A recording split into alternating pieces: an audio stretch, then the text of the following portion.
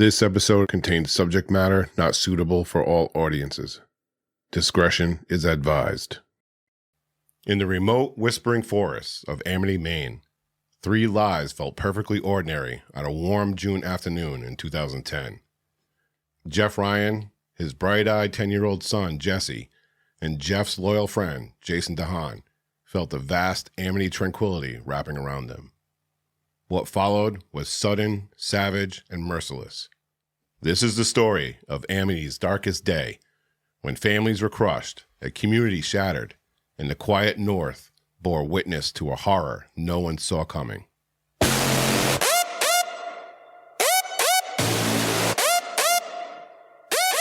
Whispers in the dark, blood on innocence page.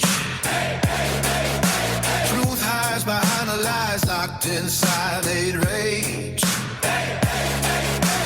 Shadows creeping across the floor, silence screaming through the door. Criminal AF can't deny, burning bright under blackened sky. Criminal AF, hear the cry, echoes loud, we can't outrun the night. What's good, everybody? And we're back for another episode of Criminal AF. I'm Dave Jari. And I'm Casey Moore. And today we'll be discussing a horrific and tragic story brought to us by Joshua Figuered.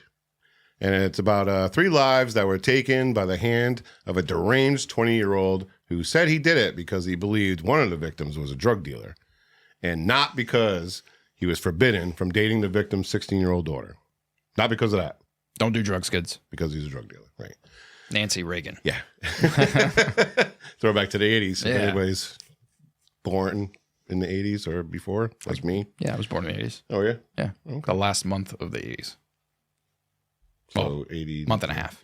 November of 89. I don't want my identity stolen. All right, I'll cut that out. All right. But before we dig into that mayhem, let's go over a few key points. First and foremost, we'd like to welcome Debbie Sullivan back to the Debauched on Patreon. Yeah, we need like our sound effects back. Yeah. Hello. Welcome. Well, nope, there it is. Okay. Nope. That. This one? No. Normal? Okay. We're I don't back to know. normal. All right. So, yeah. So I can't even see our soundboard anymore. I know. It's over like- there somewhere. Thank you so much, Debbie. Now, if you would like to be one of the Debauched, then swing by patreon.com/criminalaf, where you'll find 2 tiers to help support our show. We have the $2 tier for general support, Yeah. which is basically you saying, hey, love the show. But rather than saying it, you're making it rain $2 a month like we're dancers at a 1-star strip club. You know? You don't want to give them a lot of money. Just No. throw them. We're better than 1 star. Mm, All right. We'll One get and a there. half. 1.5. We got to see what TripAdvisor says, or Yelp, or whoever. What's the rating? Trustpilot. Trustpilot. There Yeah. we go. Yeah, we got to get a Trustpilot. Yeah, anyway. You can't trust anything these guys say. I know. Zero research. All right, so the other tier is just $5 per month, and this gets you priority access to ad-free drops of both Criminal AF and the SERIALHOLIC, bi-weekly episodes Behind the Chat, where we discuss the behind-the-scenes stuff that leads up to the episodes, which we need to do, by the way, Yeah. and our full catalog and all the bonus filth that we decide to drop. Now, this is Criminal AF. And we will be discussing all sorts of fucked up and sickening true crime stories, which means you may be exposed to talk of murder, rape, torture, and, just a smidge of vulgarity. Yeah. So, if that offends you, frankly, That's what you usually. yeah, that's your problem. yeah. But if this is your vibe, Welcome to the debauchery. Now, a few things before we begin. Be sure to follow us on Spotify, where you will get both video and audio versions of this episode, as well as Apple Podcasts, Good Pods, or wherever you listen to this chaos. While you're there, drop us a 5-star rating, leave a positive review, and share it with your friends. Everything you need regarding Criminal AF is in the show notes, so scroll down, just scroll, and check it out. Now, Casey. Hang on 1 second. What? Before we get into Dose of Debauchery. Oh, okay. Yeah. Yeah. I feel like I might have taken the wind out of your sails there a little bit. Where? I kind of interrupted. That's fine. All right. So no, we haven't gotten together in a minute, and a lot's happened. Oh, look, you know, as far as the audience is concerned, you know, we've been on point. Like, the world has changed. The world has changed. You know, and a lot of big things have happened in my life, and I'm sure a lot of big things have happened in your life. Yeah. And like, you know, so for like me, I have tried the new double arch burger from McDonald's. Did you? And the new Whopper. I have not. No, I haven't tried either of those. Where have you been? I don't know. Like, I mean, not going to fast food places. And how is the double arch, by the way? Did you take a small bite like the CEO, or did you actually take a I took a normal bite. Healthy person, normal person bite? Okay. Yeah, it would be like my third choice of a burger over at McDonald's. Like, to me, I have a feeling, my view is if you put sauce on a burger, it better be worth it. Okay. Because it's going to make a mess. Right. And if you're going to make me make a mess, then it better be really good sauce. Worth it, right. Yeah, and it wasn't worth it. Okay. I'm not a big fan of the mac sauce. I thought it's kind of like, kind of flavorless. Okay. And it was very messy. What would you go? Would you go Big Mac quarter pounder, then the arch, or quarter pounder Big Mac? Double quarter pounder with cheese is number one. Okay. Then the Big Mac. Yep. Even though it has the secret sauce on it. But like, it's not like obnoxious, like not an obnoxious amount. Yeah. The thing with me with the Big Macs is the lettuce. You don't like the lettuce? No, the lettuce is fine. It just falls everywhere. Yeah. Well, the same thing with the double arch burger. Like it just goes everywhere. I don't know.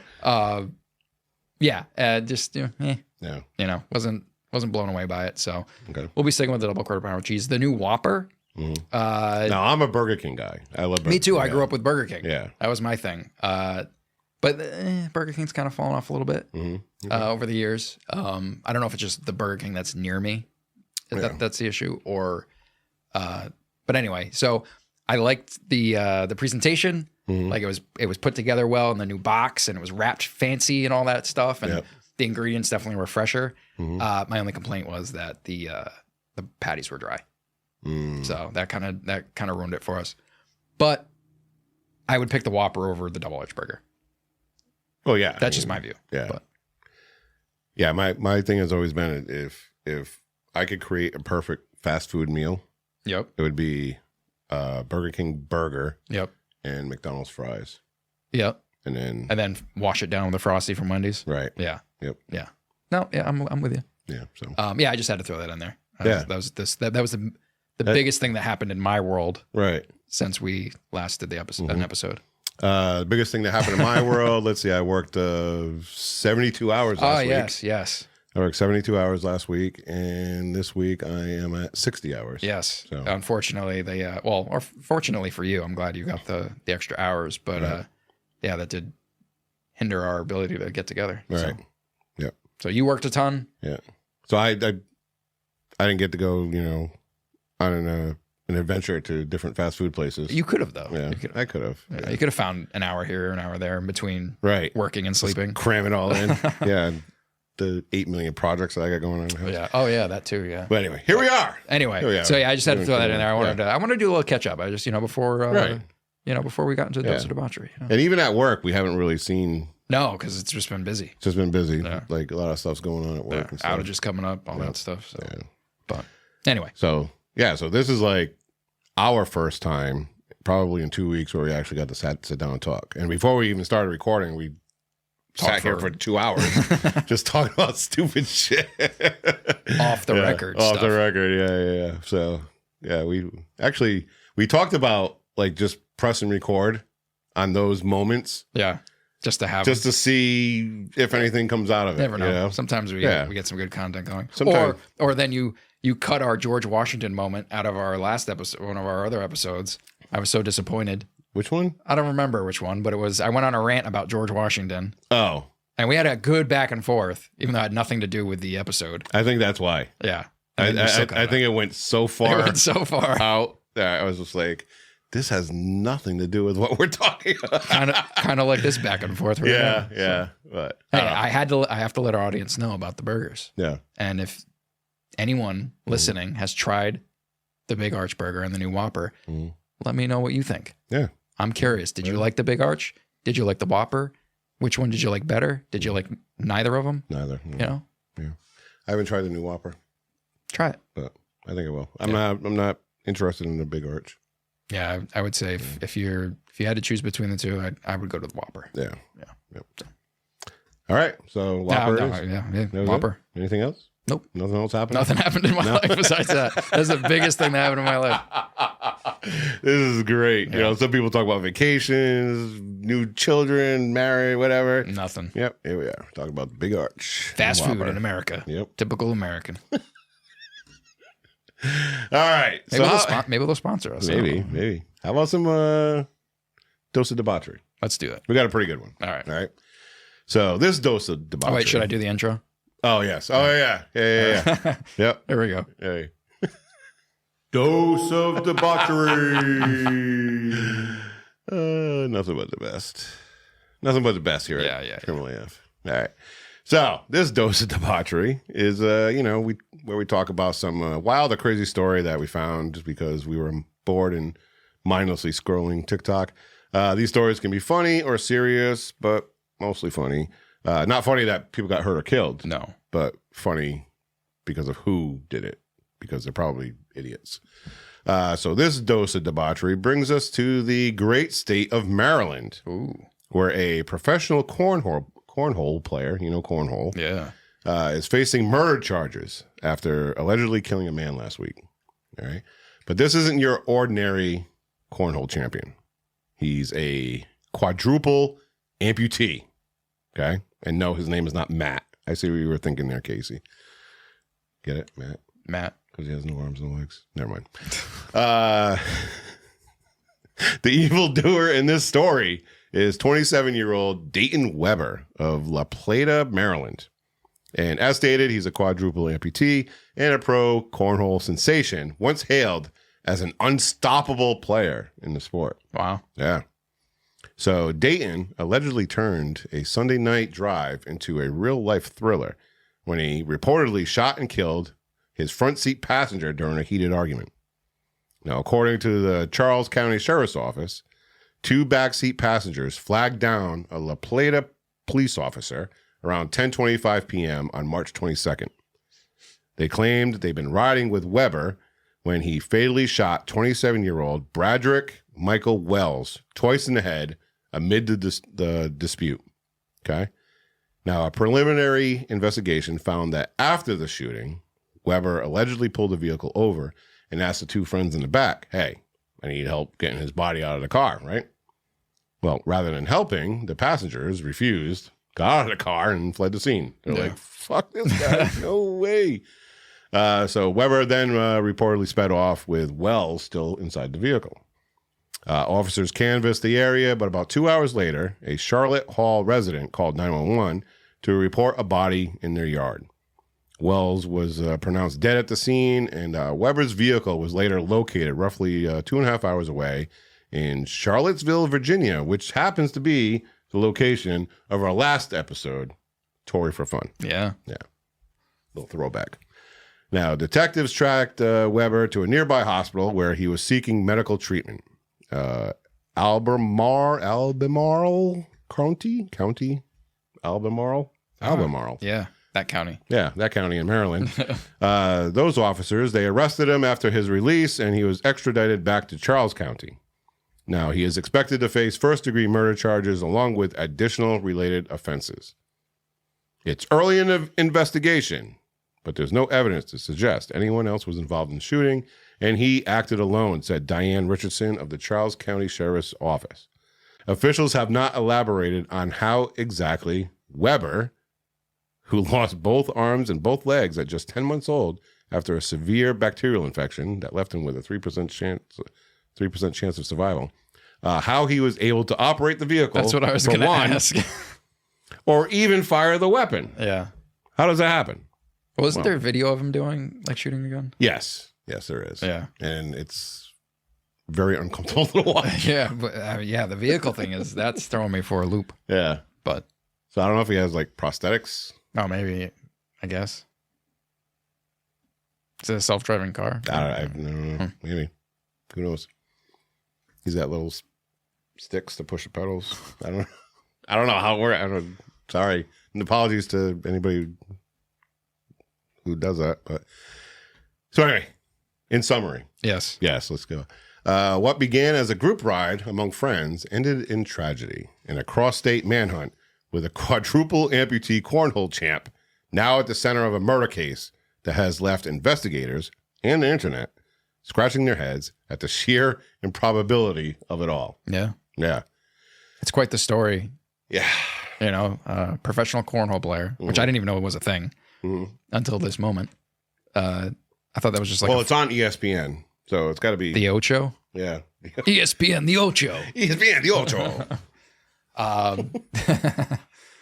Yeah, that's surprising to me, but all right. Because I just thought it was just a fun backyard game that you'd play at a get together. Yeah, have a couple beers, toss the bag around, and get frustrated when you're playing Winslow and he's just really, really good at it and beats you every time. Yeah. Yeah. You know who's really good at cornhole? Is not me. Ethan. Oh yeah, Ethan's pretty good. Huh. Gavin's pretty good too. But yeah, they didn't get those genes from you. I'm horrible. Yeah, me too. Yeah. Yeah. I might get lucky. See, I'm. It's like bowling. Like I can't bowl either. Yeah. Like when I was younger, I was okay. I wouldn't say I was like I was this pro athlete, but pro athlete cornhole player. Yeah. Well, I mean, in general, I mean, I played baseball. I feel like any sport you can play while getting wasted and eating heavy food. Right. Like it's not really a sport. Right. Not to take anything away from anybody, but it does require a skill and some strategy, I guess. Yeah. All right. Sure, I'll give it to the world. Yeah. So when I was younger, I was moderately okay at sports. I didn't really excel at anything, but I wasn't bad. Yeah. You know what I mean? I was good at keeping score. Right. Yeah. Scoreboard. Yeah. No, so I wasn't the guy getting the headlines, but I also wasn't the guy who was getting the water for everybody else. Right. You know what I mean? Right. I was there. You were there. I was a participant. Yeah. But I would say as I got older and I got out of the routine of being athletic, all of my skills went into the shitter. Yeah. Yeah. So I will have flashes of being okay. Like when I golf, awful. Ball goes fucking everywhere. I have no control over anything. But occasionally, you get a good I hit. get that one right down the fairway, right? And then 300 yards down the fairway. And everything's great. Cornhole the same way. Yeah. I'm throwing it back. I'm missing the fucking thing. It's over here. I don't know. It goes up in the air and drops like 10 feet in front of me. I have no idea. But occasionally, I get that nice. And it's going in. Yep. And might even knock one in with it. Everything is right in the world, right? Yeah, usually it's the other team's bag. But yeah. So, I mean, I will say it takes skill. Yes. Yeah. I don't know if it's professional, but yeah, it is competitive. I mean, yeah, it's impressive that a quadriplegic can do it. That to me is like what's really depressing. Like if you think your life is bad, right? Just think getting beaten in cornhole by a guy with no arms or legs. Yeah, he could totally and then shoot you in the head. Well, yeah, that would he could what's the word I'm looking for? I don't know. When you con somebody. Oh, like a pool shark kind of thing? Yeah, like he could totally go up to somebody and be like, "Hey, I'll $100, play in cornhole." Yeah. And then just like this wreck guy, them. This guy Okay, dude. Okay. Easy money. Yeah. I'll sit you down over here. Yeah. We'll just play some cornhole. Yeah. So and then just I wreck some. I did a little bit of research on this guy. I didn't really dig too deep. Yeah. But apparently he was at the top of the cornhole game. Yeah. Hey, I don't know how he did it. He found his thing. Yeah. And unfortunately then ruined it by murdering someone. Over what? Like, what was the issue? I don't know, the argument. No, the investigation is still going. This just happened last week. So I hope it was worth it. What he should have done on the Sunday night at 10:45 or whatever. Is shooting someone in the head worth it? Well, yeah, that's maybe. Well, it depends on what they did. Yeah. Well, yeah, that's what I mean. Like if self-defense or something, it doesn't sound like it. Right. But they just had an argument. But what he should have been doing on a Sunday night. And how would he do that? Hold on, let me pretend I don't have guns. Like, how do you grab your gun? Like, do you go? Like, how do you like do that? Like, I don't know. Like where you don't have fingers to like pull the trigger. So what do you do? Like use your teeth or? I think he has a finger. Does he? No, he's cut off at the elbows. I think. I thought he had like something. I don't know. Did he? I don't know. Maybe he can fit. I don't know. I don't want to be insensitive. Well, I mean, fuck him. He killed somebody. Well, allegedly. Yeah. We don't know. Maybe it was he had self-defense. 2 witnesses. Oh yeah, that's true. But I don't know. Yeah, if it was just an argument. Yeah, I don't know. It's just. I don't know. But what he should have been doing on a Sunday night at 10:45 or whatever is he should have been going and getting the Big Mac or the Whopper, the big arch, whatever. He should have been trying that with his friends. Maybe that's what they were arguing about. There we go. Maybe they were arguing the Big Arch or the Whopper. Or the Whopper. Yep, you know? that's right. You're lucky I don't have my gun with you. Yeah, we'd have a shootout right now. Yeah. So the Whopper. See, that's why I teed up that story, just so I could. Yes. Yeah, and there it is. Full circle. Full circle. It was already back. Yeah. Well, that's quite the dose. That is a dose. Quite the dose of debauchery. Very debaucherous. So I'll be curious to see how this plays out and why he did what he did. Yeah. And how he was able to. Yeah. You know, because you take it for granted because, like, if it was like you or me or whatever, you're sitting there driving and you're like, oh, fuck you, you know? Yeah. Like, how do you, like, drive and then, like, go to grab your gun and then, like, that's got to take some time. So if you're sitting in the passenger seat, you're like, what the fuck? What are you doing? You know? Like, it's probably going to take, like, 3 minutes for you to, like, pull over and get your gun with your nubs. Yeah. You know? It'll be, like, that'll be a trial that, like, Oscar Pistorius or whatever killed his girlfriend or whatever. But it's like, that's I wonder if they're gonna do like another type of situation where they have him try to show how he did it, and then like it'll be like another OJ thing where if he shows he can't, you know, right? I don't know. Interesting. Yeah, I want to see where this goes. I need answers. Yeah. How could he have possibly done it? Is it PetSmart or PetSmart? PetSmart? PetSmart or PetSmart? Yes. I got questions. I don't know. They did answer, by the way. It's PetSmart? It's PetSmart. So PetSmart? No, PetSmart. Pets are smart. Yes. Like they're okay. Yep. So PetSmart answered, and it's PetSmart. I always thought it was PetSmart. Yeah. Yeah. Because you're buying shit for pets. I always went to Petco. Yeah. Or Walmart. Yeah. That's true. Petco's kind of expensive. Anyway. Oh well. All right. Anyway. So yeah, that was quite the dose. Yeah. Yeah. So we're gonna jump into this story. It's in 2010. A man, his 10-year-old boy, and his best friend were murdered in a brutal and frenzied attack. All right. Let's begin. Amity, Maine, lies in the quiet northeastern reaches of Aroostook, a remote pocket of land hugging the international border with Canada. Here, along the gentle, rolling terrain of eastern Maine, the town unfolds across roughly 42 square miles of mostly unbroken forest, open farmland, and the occasional ridge that offers long views of New Brunswick. U.S. Route 1 slices through it in a thin ribbon of pavement, the main artery connecting the sparse community to the wider world. Yet traffic is rare, mostly pickup trucks, logging rigs, and the occasional snowmobile trailer in winter. The population hovers around 250 people, scattered in loose clusters known as North Amity and South Amity, with homes set far back from the road amid fields that turn golden with hay in late summer and lie fallow under deep snow for half the year. Settlement began in the 1820s when hardy pioneers like Jonathan Clifford, Edmund Cone, and Seth Farrer arrived to clear the dense woods, drawn by promises of fertile soil and independence. They felled ancient pines and spruce, built log cabins, and watched smoke rise from distant neighbor clearings, signs of life in what had been wilderness. By 1836, the township was officially incorporated as Amity, its name evoking harmony and friendship. Perhaps a hopeful nod to the fragile peace along a border once fiercely contested during the Aroostook War era. Life moved at its familiar, unhurried pace through the spring of 2010. Farmers prepared fields for planting as spring thawed the ground.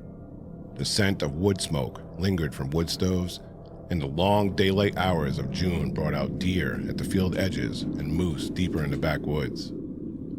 The little white church held its regular services. The Grange Hall hosted occasional suppers, and neighbors waved from pickup trucks on the sparse highway.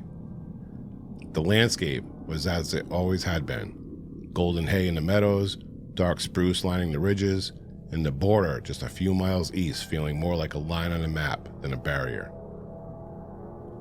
Our story revolves around a faded, light green mobile home on Route 1, standing modestly amid the sprawling fields and encroaching woods.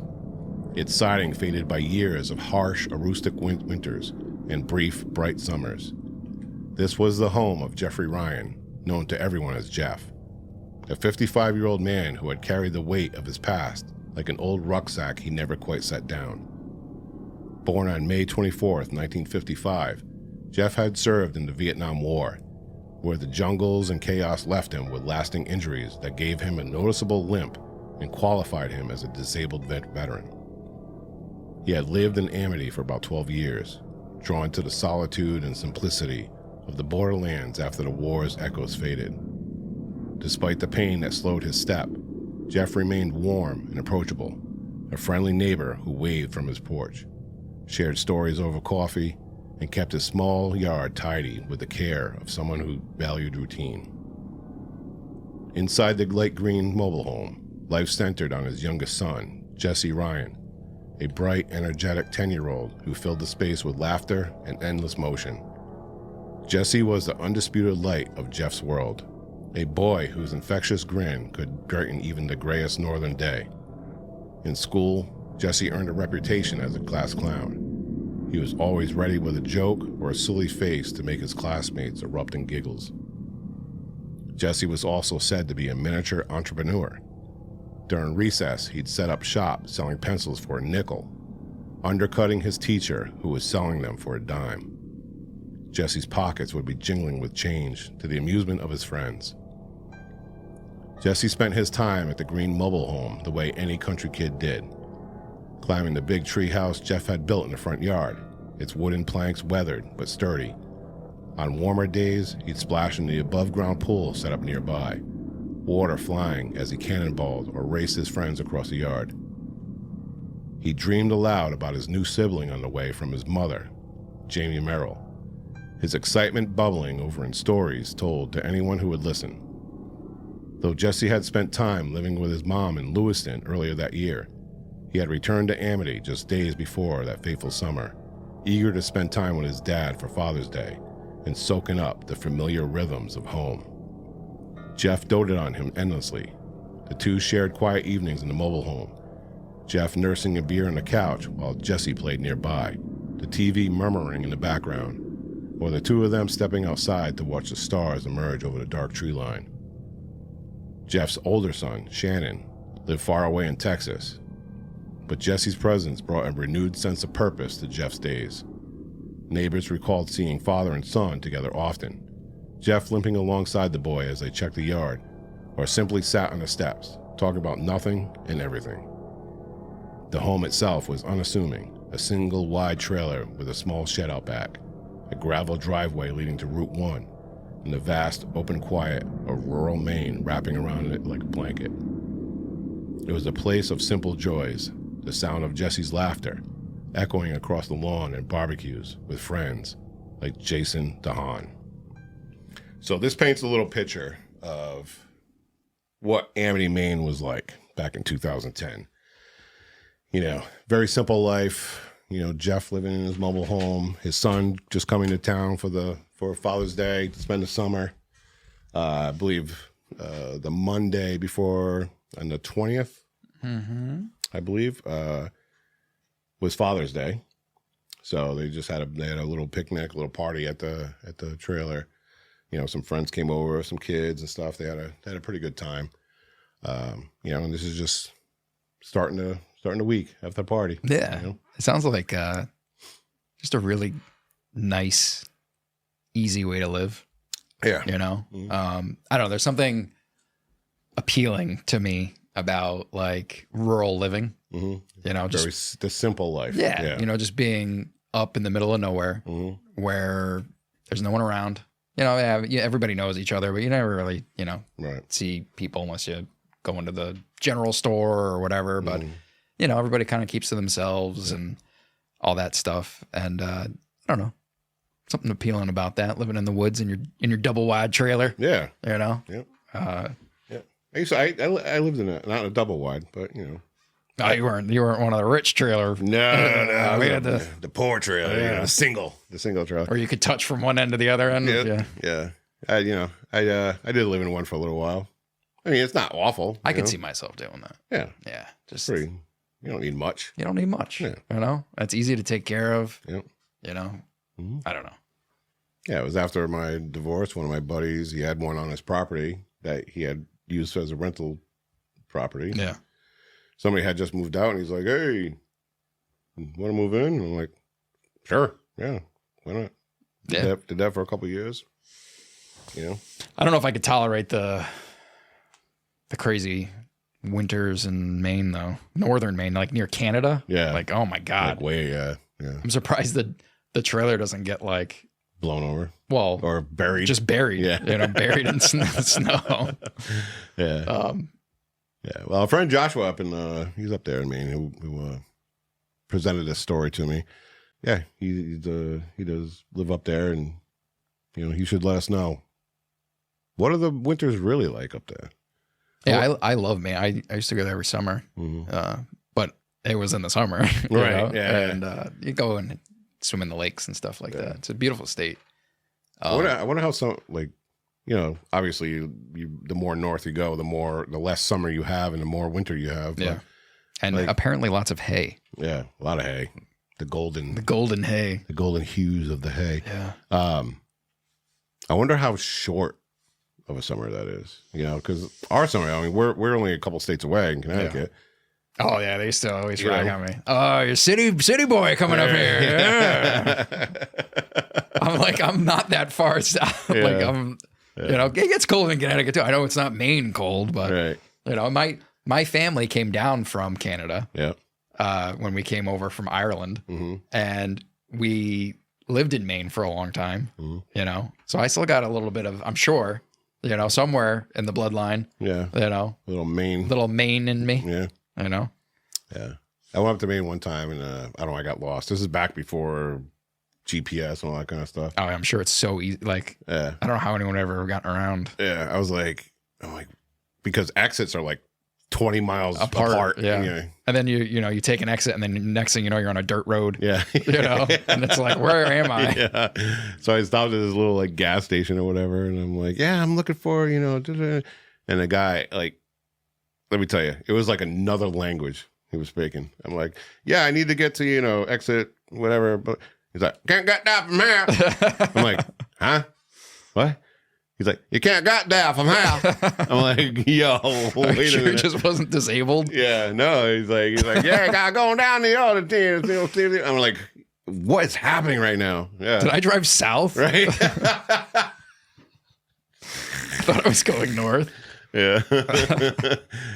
Yeah. So after he said it like a couple of times, he's like, I was like, oh, you can't get there from here. Yeah. Oh, okay, I got you. So I got to go. Yeah. All right. Thank you.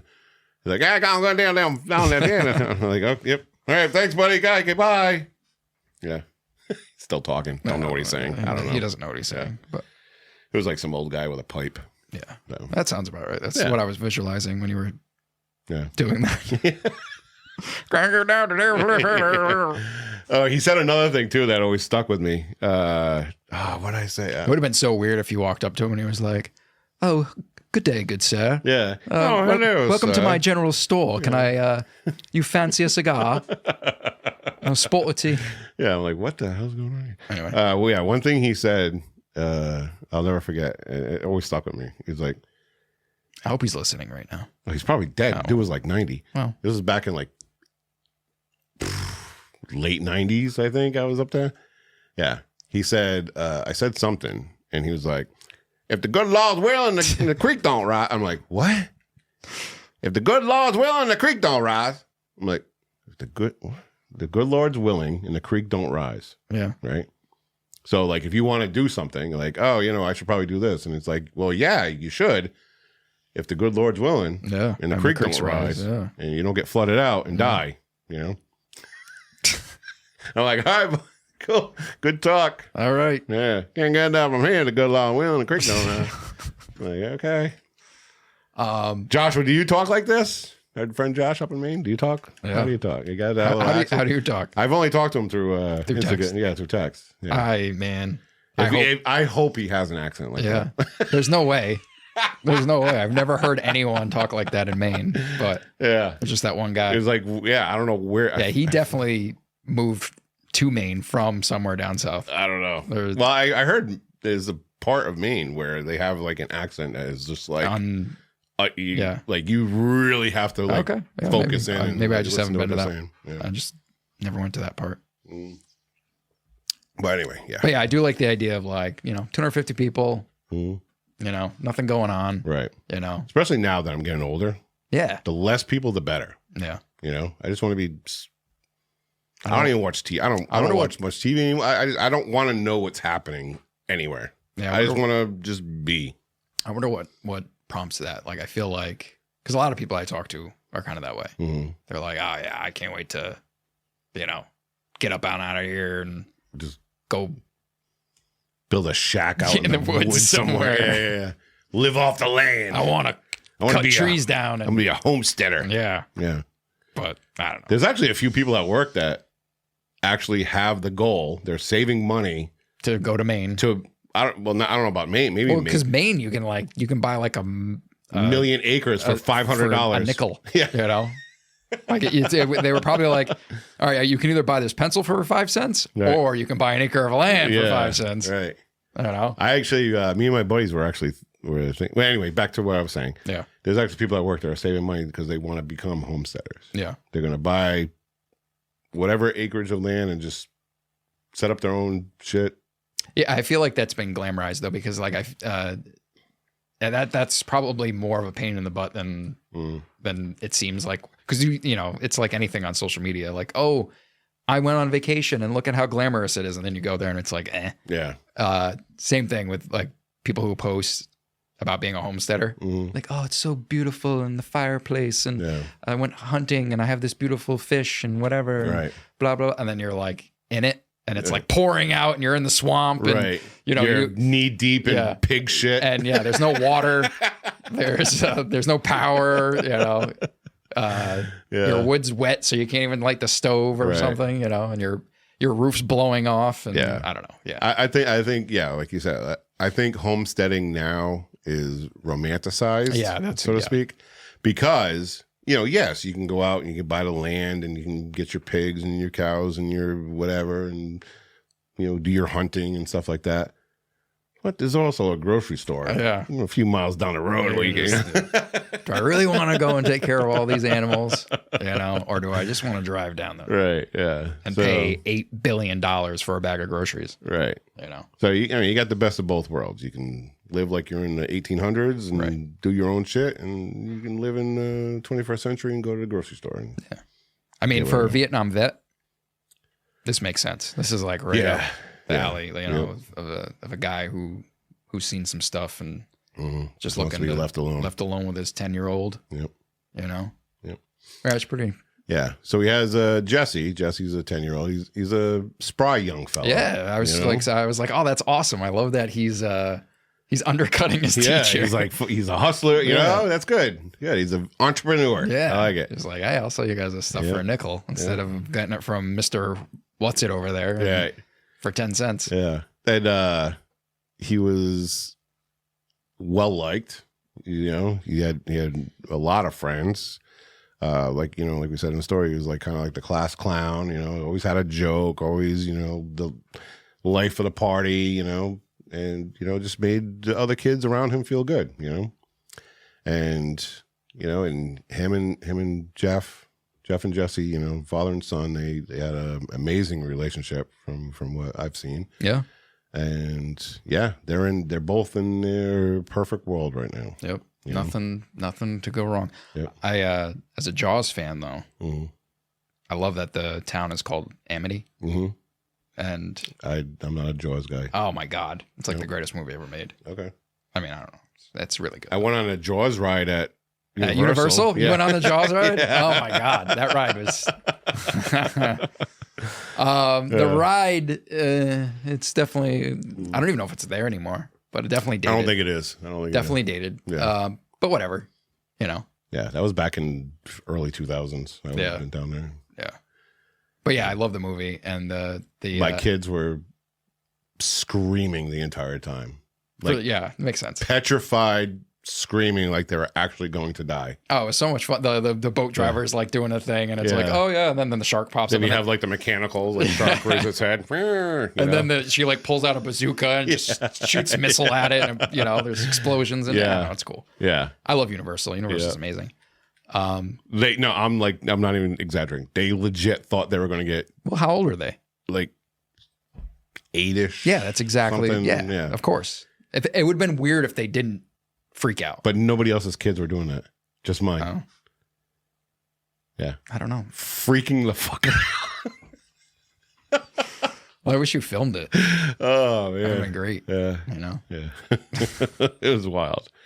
Anyway, yeah. But yeah, All right, so Jaws, Amity. Yeah, that's is the that name, the town? That's the name of the island town or whatever, okay. where Chief Brody is running around trying to figure out why people are getting eaten by sharks. You know. Okay. Yeah, I got you. And it does mean in the movie, the mayor says, Amity means friendship.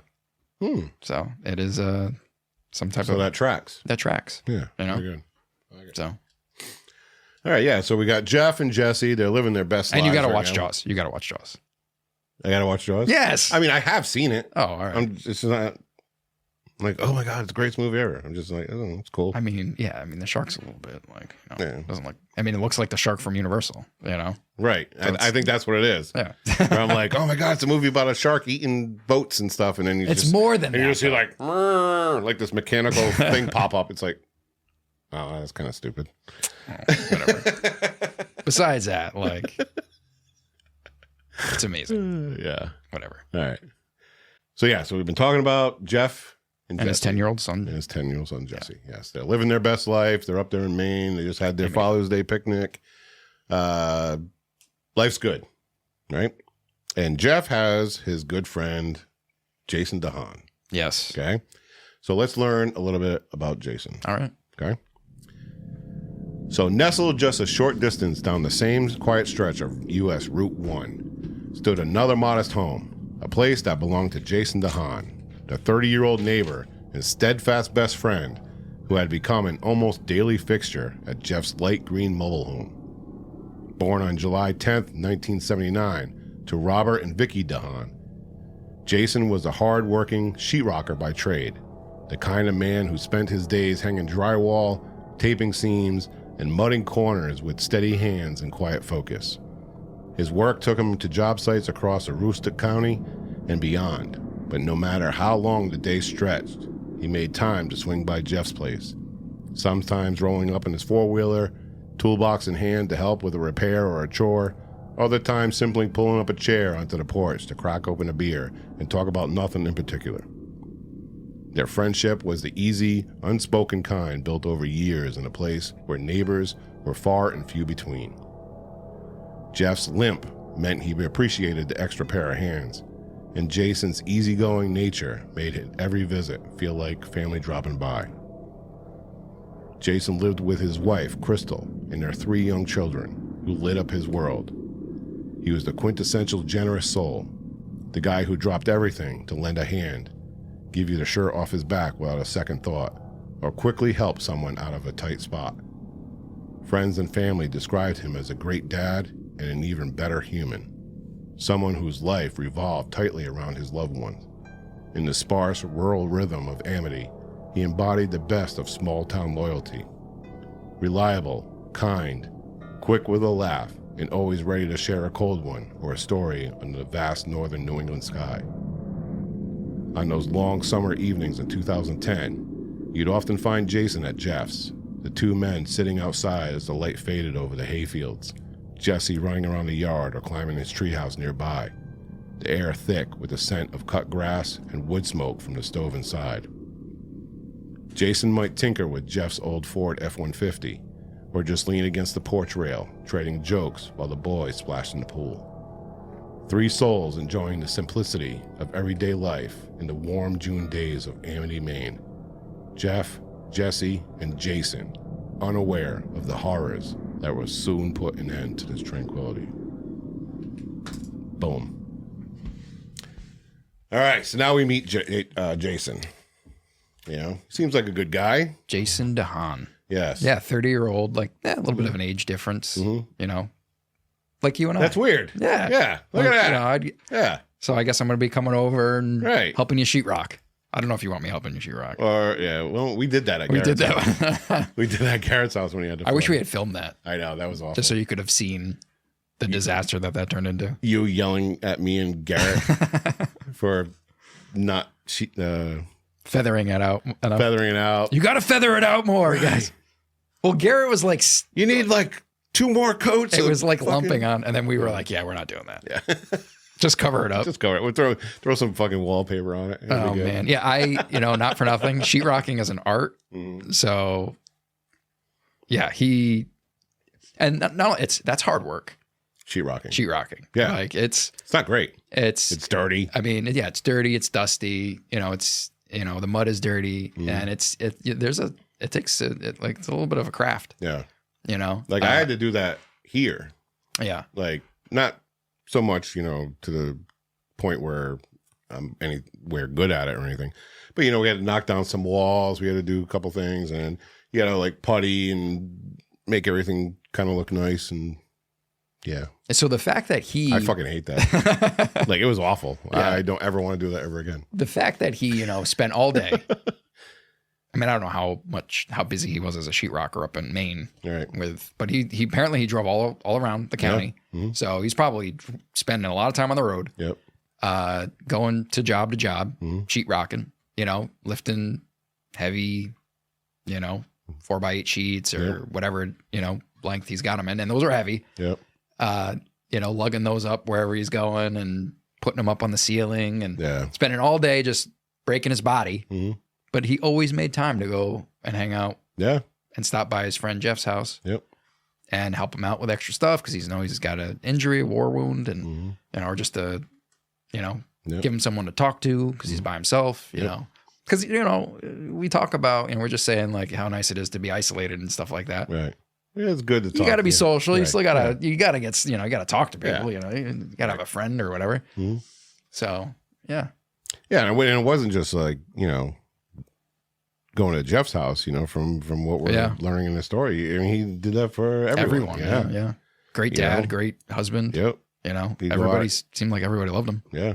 Like he would go to work, like you said, he'd work all day doing stupid sheetrocking and whatever, and then get out of work and either go home and handle your family stuff, handle your own house, and then also find time to help out your friends and visit Jeff and hang out and whatever. Yeah, I like the phrase that was in your thing there, small town loyalty. Yeah, I was just like, that kind of stuck out to me. I Yeah. was like, that's Makes sense. yeah, I think there's a little bit of that. You get that a little bit of that, with some people. Yeah. They're always willing to help out, and Yeah.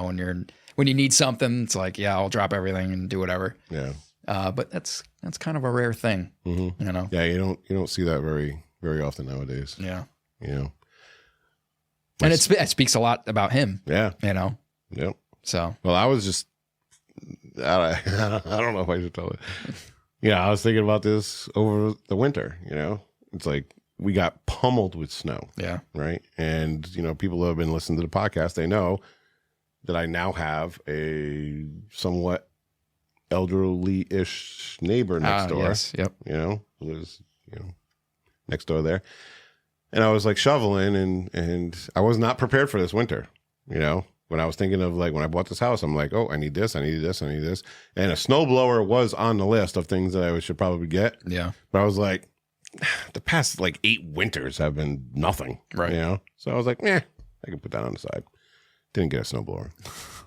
And we got But we got fucking snow. pummeled. Yeah. We got pummeled with snow this year.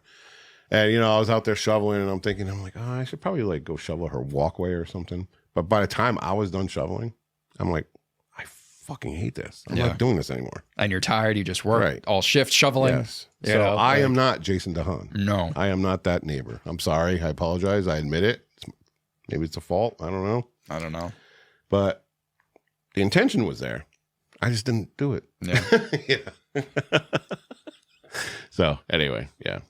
Well, at least she wasn't out there shoveling like, oh, my Oh, no, back. no. Well, If okay. only there was a neighbor across the street Yes. who was young and So, able-bodied and could right. come over and shovel No, for if me. she was out there doing, of course I would have gone over. I'm not that much of an awful person. But Well, it's better than, I told this story. It was better than me when my shoveling, because my neighbor actually did come over to help me shovel. yeah. And you didn't reciprocate. And I shoot him away. Oh, yeah, I was like, because I didn't want to reciprocate. Yeah. I right. was like, no, I'm good, man. I got this. Yeah. Thanks, but no thanks. Yeah, I appreciate you. And he was just like, oh man. Yeah. Oh, I just wanted to help. Yeah. I want to use my snowblower. Probably just wanted a friend Right. to socialize with. Right. That. Yeah. And I was like, no. Have you seen him lately? 'Cause He moved. Yeah. There you He go. was like, this neighborhood sucks. Yeah. I hate my neighbor. I'm going to Maine. Yeah. I'm going to Amity, He Maine. doesn't let me snowblow his driveway. I'm out of here. Or whatever. Yeah. Yeah. But yeah, so now here we are with the story. Yes. Okay, we got Jeff, Jesse, and their great So friend, just like Jason. a really good group of people. Good grip. Yeah. Yeah. Yep. From what we're hearing. Yeah. Yeah. So what we're about to learn makes it even more tragic. Yeah. Okay. All right. Let's continue. All right. On June 22nd, an ordinary Tuesday, Jason left home around 4 p.m. on his ATV to head to his parents' place nearby to do some work. But he had to stop by Jeff's first, life moving at its usual pace until it wasn't. As the sun began its slow descent towards the horizon, the three, father, son, and loyal friend, moved through the afternoon in easy familiarity. Casual talk on the porch steps, perhaps a shared drink, Jesse's energy weaving through their midst like sunlight on water. The scene felt ordinary, timeless in its rural simplicity, until it fractured without warning. What began as an unremarkable gathering descended into sudden, ferocious violence. Jeff, Jason, and Jesse, all overwhelmed by repeated sharp force assaults from a 7-inch combat-style knife. Deep, multiple stab wounds rendering all three lifeless. The attacks were brutal and unrelenting, each victim bearing the marks of defensive efforts. Wounds to arms and hands suggesting futile attempts to ward off the blade or flee the attacker. Blood spread across the property, turning the once peaceful light green mobile home into a scene of profound horror. By the time the sun dipped low, the mobile home felt eerily silent. Jeff's 1989 Ford F-150 pickup was gone from the gravel drive, and the three who had filled the space with life lay motionless in their final positions. The grim discovery unfolded the next day, June 23rd, when concern for Jason, who never returned home, drew his brother, Jake Dehahn, to check. Jake entered the trailer, but found nothing but silence. He moved from room to room, calling out their names. Jeff! Jesse! Jason! He came across the back bedroom, the door slightly ajar. He placed his hand upon the door, but it didn't swing open as it should. Something was behind it, and he had to apply some effort. Leaning into the room, he found Jesse's small body. Jake ran from the house and immediately called 911. State police arrived swiftly. Trooper Carmen Lilly located Jeff in the shed, and a broader search revealed Jason in an overgrown drainage ditch at the end of the driveway. Detectives Dale Keegan and Adam Stoudemire from the Maine State Police Homicide Division took the lead, and the investigation immediately intensified. The tiny town of Amity became a hive of activity. Crime scene technicians combed the trailer and shed for evidence, while forensic teams processed the blood-soaked interior.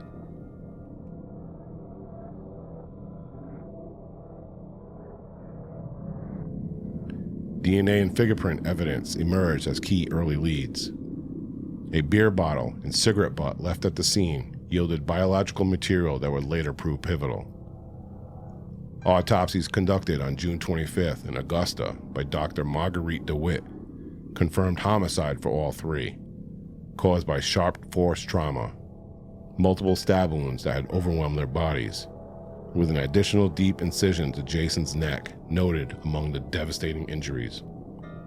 The manner of death was clear, the brutality etched into every clue they found. So yeah, Amity isn't fucking Amity anymore. No. There's no friendship there. No. Nope, we got three people. Instead of a shark, it was a knifing Something. by somebody. Yeah. It sounds like, it sounds like he probably got them from like behind kind of, or like, Yeah, it he seems, just like snuck up on him and, cause he must've taken them out one by one. right.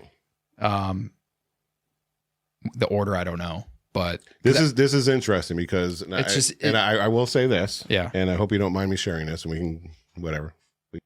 Usually, you are very well versed with the story we were discussing. yeah. This one I sprung upon you last night because we were going to do another one, but I sprung this upon you last night. This was actually going to be a SERIALHOLIC story, but I wanted to do this for Criminal AF. So what you are saying right now is very interesting to me because you are hearing what the scene was like, Yes. and you're probably describing it as if you were one of the detectives showing up. Right. Yeah, which is I find this interesting. So, Yeah. I don't know where everybody listening at home, Casey has no idea what the story is. I don't know about. where it's going. Yeah. Yeah. So what you're saying right now is very interesting, and yeah, it's interesting that, and I just wonder because, and maybe the audience is wondering with us, he must have waited for these people to be apart from each other, so, one of them goes to the shed, one of them is hanging out down by the road or whatever. The kid's obviously inside doing kid things and took them out one by one quietly with a knife. Yeah. And in just a totally brutal way. It's interesting that you're describing that way because, as we will learn, you are not far off. Yeah. Not accurate, but you're not far off. And then, maybe he's known to these people because also left a beer bottle and cigarette behind. So unless maybe he was drinking with them, I don't know. But yeah, it is interesting, to do something like that. I mean, I guess in the moment, you're going to make mistakes. Yeah. So we'll have to. It's obviously something to do with that. That was a break in the case to some degree. Yeah. So it was something that was planned, but not well thought out. Yeah. Right? Is that what you're saying? I don't know. Like, yeah. Because if it was well thought out, you're not going to leave. Oh, yes. Anything, obviously definitely made a mistake. But yeah, I wonder if it was like a spur of the moment thing, or I guess we'll have to see what prompted it because I don't know. But it's just one of those things. Maybe it was a stranger that just, hey, you want a beer? Right. And a cigarette? So they're in the middle of nowhere, so it's not like the guy didn't just wander out and come out of the woods. Yeah, he did, but we'll learn. So up until this point, who was the target? You have three totally. You have a 55-year-old Vietnam vet. You have a 10-year-old child. I would guess. And you have a 30-year-old best friend. Unless it was the teacher that was mad because he was like, cutting into my pencils. You're cutting into my pencil thing, like, how dare you? Right. So unless it was that guy or whoever, I doubt it was who was it? Jason? The best friend? The best friend. I doubt it was Jason. Okay. Because he's just an outstanding guy that everyone loves, apparently. Yep. So I would guess somehow it is Jeff, the 55-year-old disabled Vietnam vet. Vietnam vet. Because I don't think kept to himself and didn't bother anybody. Yeah. Only just because I can't see it being the boy, and it seemed like everybody loved Jason. So okay, all right. But who knows? Who knows? Well, you know. I know. Joshua, who suggested the story, knows. Yeah, it's true. But it seems like they knew the person because, we've seen that before too, though, where it was just in the Velisca episode we did, where after they good job for saying it right this time, though. Did I say it right? Velisca. I would if I had said it wrong. I don't think I would have caught it. Yeah, but yeah, it was just some rando who went in and just stabbed everybody. He went in and bashed everyone's face in, and then like helped himself to some food. So maybe that's what happened. He was like, oh man, after stabbing all these people, I'm parched and could use a cigarette. Yeah, he just came don't mind if I do, you know, random mobile home. Yeah, and just murdered everybody in there, and then we're like, oh look, wow, they have beer and cigarettes. Yeah, I'm not going to take anything else. Yeah, certainly not the 1989 Ford pickup. Right. You know? Yeah. I don't know. Yeah. Yeah, it's wild though. Yeah. I can't even imagine, being Jake, his brother, walking in and like the first thing you see is the little boy, you know, just behind the door. Yeah. You go there looking for your brother. Yeah. You know, because your family's concerned. Everybody, you know, oh, well, we haven't seen Jason in a while. And you go there and, I mean, it might be a little dark to think this way, but you know, you're an uncle and you're a brother, right? Yep. And like, how would we all have friends and stuff? Yeah. How would we haven't heard from your brother in a while. Want to go? Hey, Casey, can you go check on your brother? Yeah. And then you go up there and it's it's just like what? Yeah. I have a brother and I'm an uncle as well, and if that was me in that position. That is crazy. Yeah. You know? I mean, obviously Jesse wasn't his kid, his nephew, but I mean, still in the same, you know, it's a child. If you spend enough time with somebody, you know, there's a special bond that takes place. And it seems like he was really close with those guys. Yeah. So let's find out. Yeah. Let's learn a little bit more about what's going on here. All right. Up here in Amity, Maine. In that remote pocket of Maine, where life had always felt secure, the events of June 22nd carved a wound that time could not easily heal. The light green mobile home, once alive with a father's quiet devotion, a boy's boundless joy, and a friend's unwavering kindness, stood as a silent witness to the unimaginable loss. 3 lives extinguished in a storm of violence on an otherwise ordinary summer afternoon. Police sifted through the sparse social fabric of the area, interviewing neighbors, family, and acquaintances in Amity, nearby Orient, and the surrounding towns. The missing truck became a focal point. Detectives theorized it could lead to the perpetrator. On June 26th, the vehicle was located, burned in a remote clearing, suggesting an attempt to destroy evidence or obscure the trail. Arson investigators joined the effort, examining the charred Ford for clues. Tips poured in, and suspicion quickly fell on a 20-year-old who had arrived in Amity just a few weeks earlier. He'd been seen around.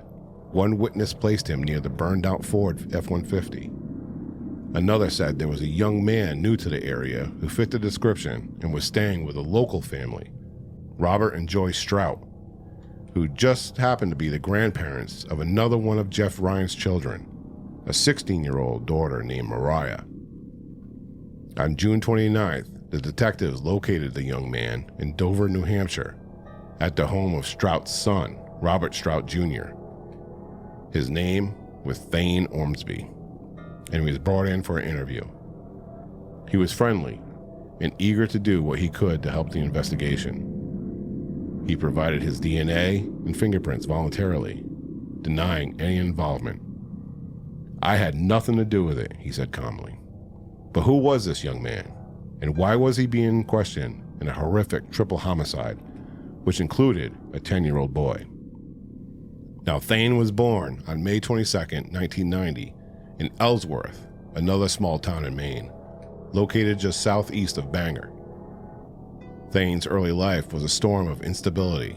His mother, Maria Ormsby, was estranged and abusive. Court records and psychological evaluations paint a grim picture: physical beatings and emotional neglect. By the age of 12, Thayne was removed from custody and placed with his uncle, where he stayed until he was 17. He attended Ellsworth High School, but dropped out in his senior year. Psychologists would later describe Thayne as deeply disturbed and psychologically immature. Dr. John Lorenz, a defense expert, would say that Thayne's fragile ego stemmed from a childhood devoid of stability and counseling. Another psychologist, Dr. Catherine Thomas, diagnosed him with a delusional disorder, a psychosis where he perceived threats or realities that didn't exist. Dr. Ann Bader noted his immaturity and need for validation from others. Thayne was a chameleon, charming and polite on the surface, but underneath, a cauldron of unresolved trauma. Tamara Strout's longtime friendship with Thayne's mother, Maria Ormsby, had drawn the young man northward. Maria and Tamara had stayed close over the years, and when Thayne expressed an interest in finding work, Tamara reportedly brought him to town to help with odd jobs around her house and her parents' place on Route 1. To Robert and Joy Strout, he seemed polite and willing, trading labor for shelter. Thayne himself spoke of bigger plans. He intended to move in with Tamara and Mariah, fixing up the house and exploring a relationship with Mariah. Beneath the surface of those quiet northern days, old tension simmered. The Strout family carried a long-standing grudge against Jeff Ryan, rooted in his past with their daughter, Tamara, a relationship that had lasted 9 years and produced 16-year-old Mariah. Though that chapter had closed years earlier, whispers of renewed sparks lingered. Some accounts suggested Tamara and Jeff had recently rekindled their connection, even discussing marriage, though others close to Jeff dismissed the idea outright. Robert Strout, however, harbored deep disapproval of a potential rekindling of the romance. Protective of his daughter and granddaughter, and perhaps still stung by the history with Jeff, he fed Thayne poisonous tales.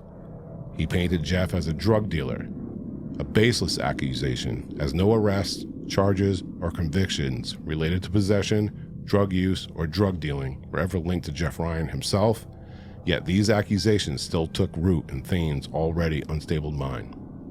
These seeds of resentment, mixed with Thayne's own delusions and fragile sense of purpose, grew into something darker, turning a drifting newcomer into a harbinger of violence on that fateful June afternoon. Oh, all right. So now we got a culprit, a possible culprit, a possible culprit, a stranger, a 20-year-old new to the area. Yeah. Mm-hmm. So yeah, it seems like there's a little history going on here. Yeah. Okay. So we got Jeff Ryan. Yep. Who was dating Tamara Strout. Yep. Okay. Also from Amity. They had a 9-year relationship, right? Which produced a daughter, 16-year-old Mariah. Okay. Now Tamara was friends with Maria Ormsby. Yep. Okay. Maria had a son, Thayne. Okay.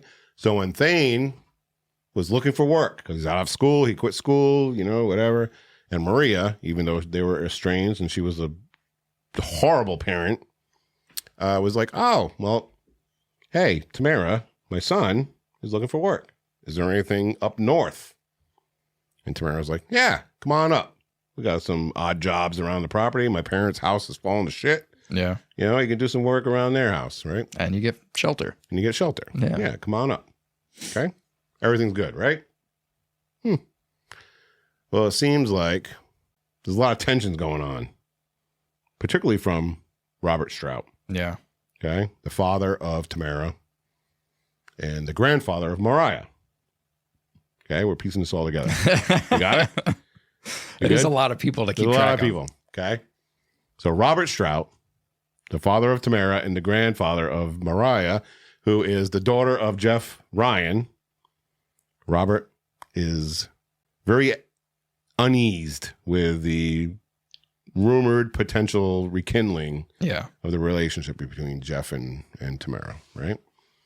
Here comes Thayne, a troubled, disturbed young man, easily manipulated, I would assume. Yeah. You know, because he's looking he was neglected his whole child. He's probably looking for approval, you know. He wants to be. It seemed like he was able to manipulate or try to manipulate people himself. Oh no, yeah, I'm sure. Quite the chameleon, according to what you were reading. Right. Yeah, he's kind of like a survival tactic. Right? Yeah, yeah. You know, fake it till you make it, kind of thing. Seems like a nice, polite boy. Yeah. However, yeah, he's got some disturbing things going on in his brain. Right? Especially, you know, based on what the court records say and his, you know, psychological evaluations and stuff. Yep. So Robert Strout, you know, there were some things that I found when I was looking into this.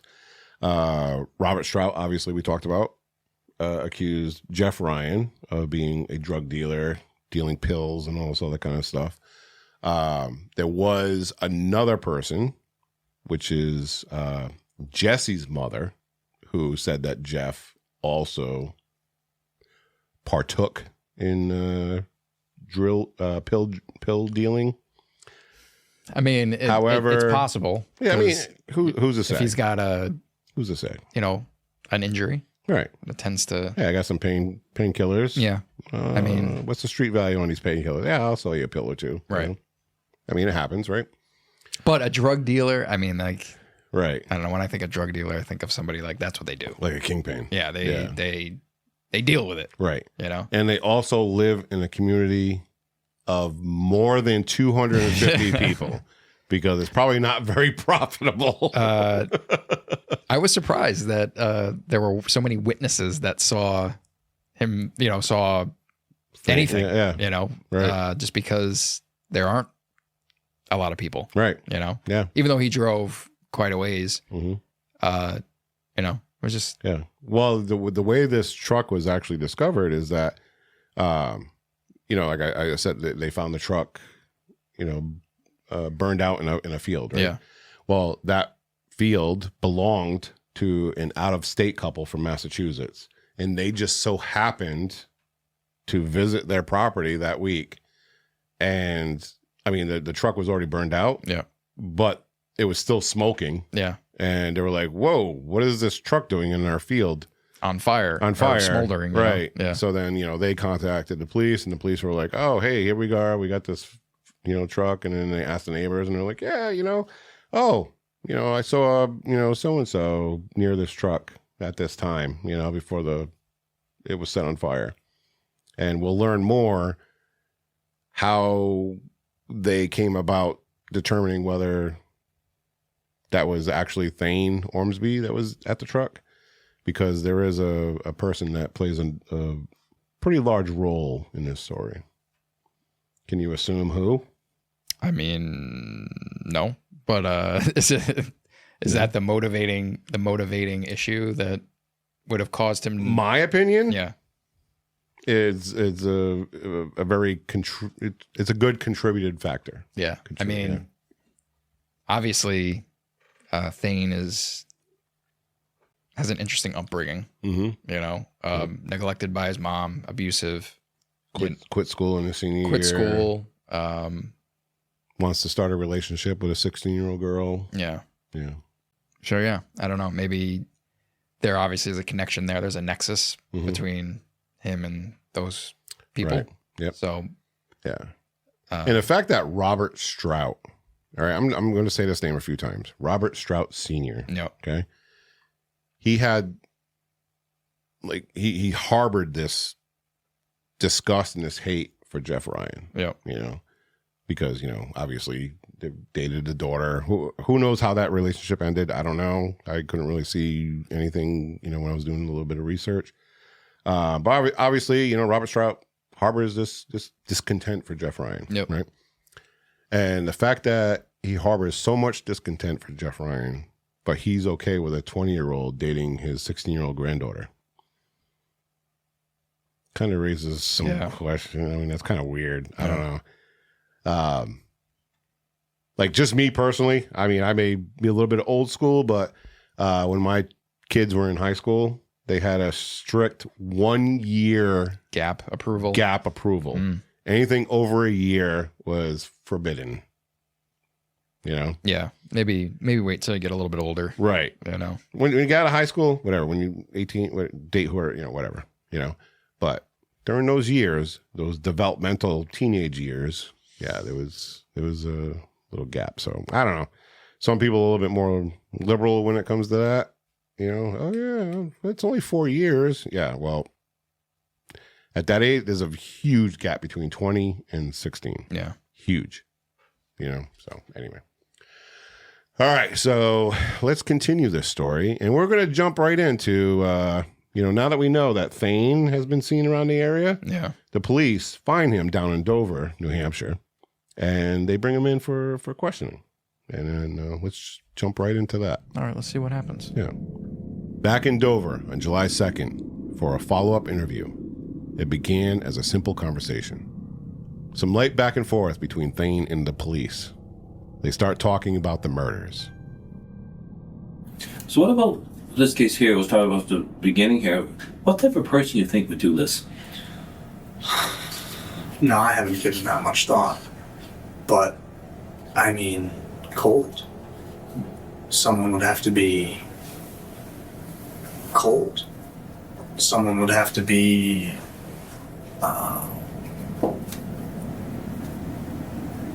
greedy, maybe? I don't know. Someone would have to be just heartless. I mean, I never met his son, Mariah's little brother, but who could do that? Who could kill? Well, you never know. I mean, the biggest thing that we don't understand is reasons. I mean, there's a reason for everything, you know, and mistakes happen. And that's why even a computer has a delete key, you know. Right. Mistakes happen. You know. Wrong place, wrong time, panic, self-defense, who knows? You know. Go ahead. Did I miss? Was I getting coffee? Oh, yeah. What may seem like an odd question, was I getting coffee? When he clearly just brought coffee in, may have saved this entire case. What the detective off-screen was actually doing was reminding his partner that he missed a vital step in this process. By asking, was I getting coffee? The detective was essentially saying, start the interview over and read him his Miranda rights. Because bringing in the coffee was the first planned tactic that they used to put Thayne at ease before starting the interview. You're well aware of the Constitution and all that stuff, right? Well aware of the Well aware of the Constitution and your rights and all that stuff. Do you understand you're not under arrest? Yes, I understand. Okay. If you ever want to leave, you just tell me. You can leave. All right. All I ask is, you know, don't be rude about it. Just say, I want to leave now. All right. But one of the things I'd be a little bit shocked if I were under arrest, to tell you the truth. Yeah. So would I. But I'm here to cooperate. Well, that's right. That's right. But and I appreciate that. I know you know your rights and all that stuff. One of the formalities that we have to do is to tell me read my your rights. rights. Okay. You can probably recite it better than I can. I don't know that I could recite it. Right, but you understand it though. I'm a law enforcement officer. I want to ask him some questions. Before I do so, I want to explain your rights. Okay, we do this routine to everybody, okay, just so you understand. You have the absolute right to remain silent. Do you understand that? What's that mean to you? It means plead the fifth. There's another way to explain that, but it means I don't have to say anything to you if I don't want to. I can just close my mouth. There you go. You don't have to talk to me if you don't want to, right? Anything you say can and will be used against you in the court of law. Do you understand that? What's that mean? It means anything I do or say here is, if brought to court, can be used against me. I have a right to repeat anything you say. You have a right to repeat anything I say. Okay, now, having all these rights I've just explained to you in mind, do you wish to answer questions at this time? Yes, sir. Good. Right. Formalities, right? Right. So, where were we? He's my note taker here. Sorry. We were talking about what type of person would do that. Just cold, greedy, heartless. Someone just with no love for life. No love for things that grow. Yeah. And I mean, what we know about Tolkien and Tolkien's writing, you seem like you know a little bit more about Tolkien. It's, you know, his main themes are hope and hopelessness and a love for things that grow. he was very much against the Industrial Revolution and stuff like that. Anything that took away from nature, took away from life. What should happen to the person when we find them? What should happen? When we find the bad guy, what should happen? Well, I imagine you're going to read him his rights, formality, Right. and lock him away. You think he should go to jail? Of course. Yeah. Well, unless there's a good reason. Can you think of any good reason something like this could happen? A good reason? Yeah. Do you think of any reason? I mean, again, we don't understand reasons. You know, just because they did something like this doesn't mean they got to go to jail for all their life, you know? But just, can you think of any good reason for something like this to happen? Any good reason for something like this to happen? No. I cannot think of any good reason something like that could happen. What Thayne didn't realize was that at that exact moment back in Amity, Maine, other detectives went to re-interview Robert Strout Sr. How are you, Bob? Told you we'd probably be back. Here we are. I'd like to talk about Thayne a little bit. Oh. How long have you known Thayne? Oh Lord, we've known Thayne a lot of years. Do you consider Thayne family? I mean, Oh that yes, close? oh yes, oh yes. So that explains coming to stay with you. Oh yeah. That's not of the ordinary. No, To help. no. What we have learned, Bob, is that Thayne is involved in this. I'm here talking to you because Thayne was living with you. Okay. Thayne has brought this mess to your household. And what I'm But wondering. at the same time, alright, there's no sense. I can't take it. I really can't. This is built up enough. I can tell you the truth. Come with me. You guys come with something? Okay. Thayne came through this path right here with his bicycle, and I'm sitting on the porch, and I'm looking, and he's puffing and panting, and he was all blood all over here. He had blood on his face, had blood on his pants, blood on his shoes. So I said, what happened? And he says, I've killed him. I said, killed who? You know? And he says, I killed Jeff Ryan. What did you kill him for? I just killed him. He says, I've killed them all. So then, he says, you've got to keep your mouth shut. He says, your family's going to be in danger. He says, I've known you a lot of years, and I know how you tick. What happened next? He says, I need you to take me and get rid of that truck. So I did. I followed him. That's when he burned the truck. How did he burn the truck? Just torched it. That was it. Up until this point, detectives in Dover were buying time. They needed Robert Strout to confess what he knew about the murders, and he sang like a bird.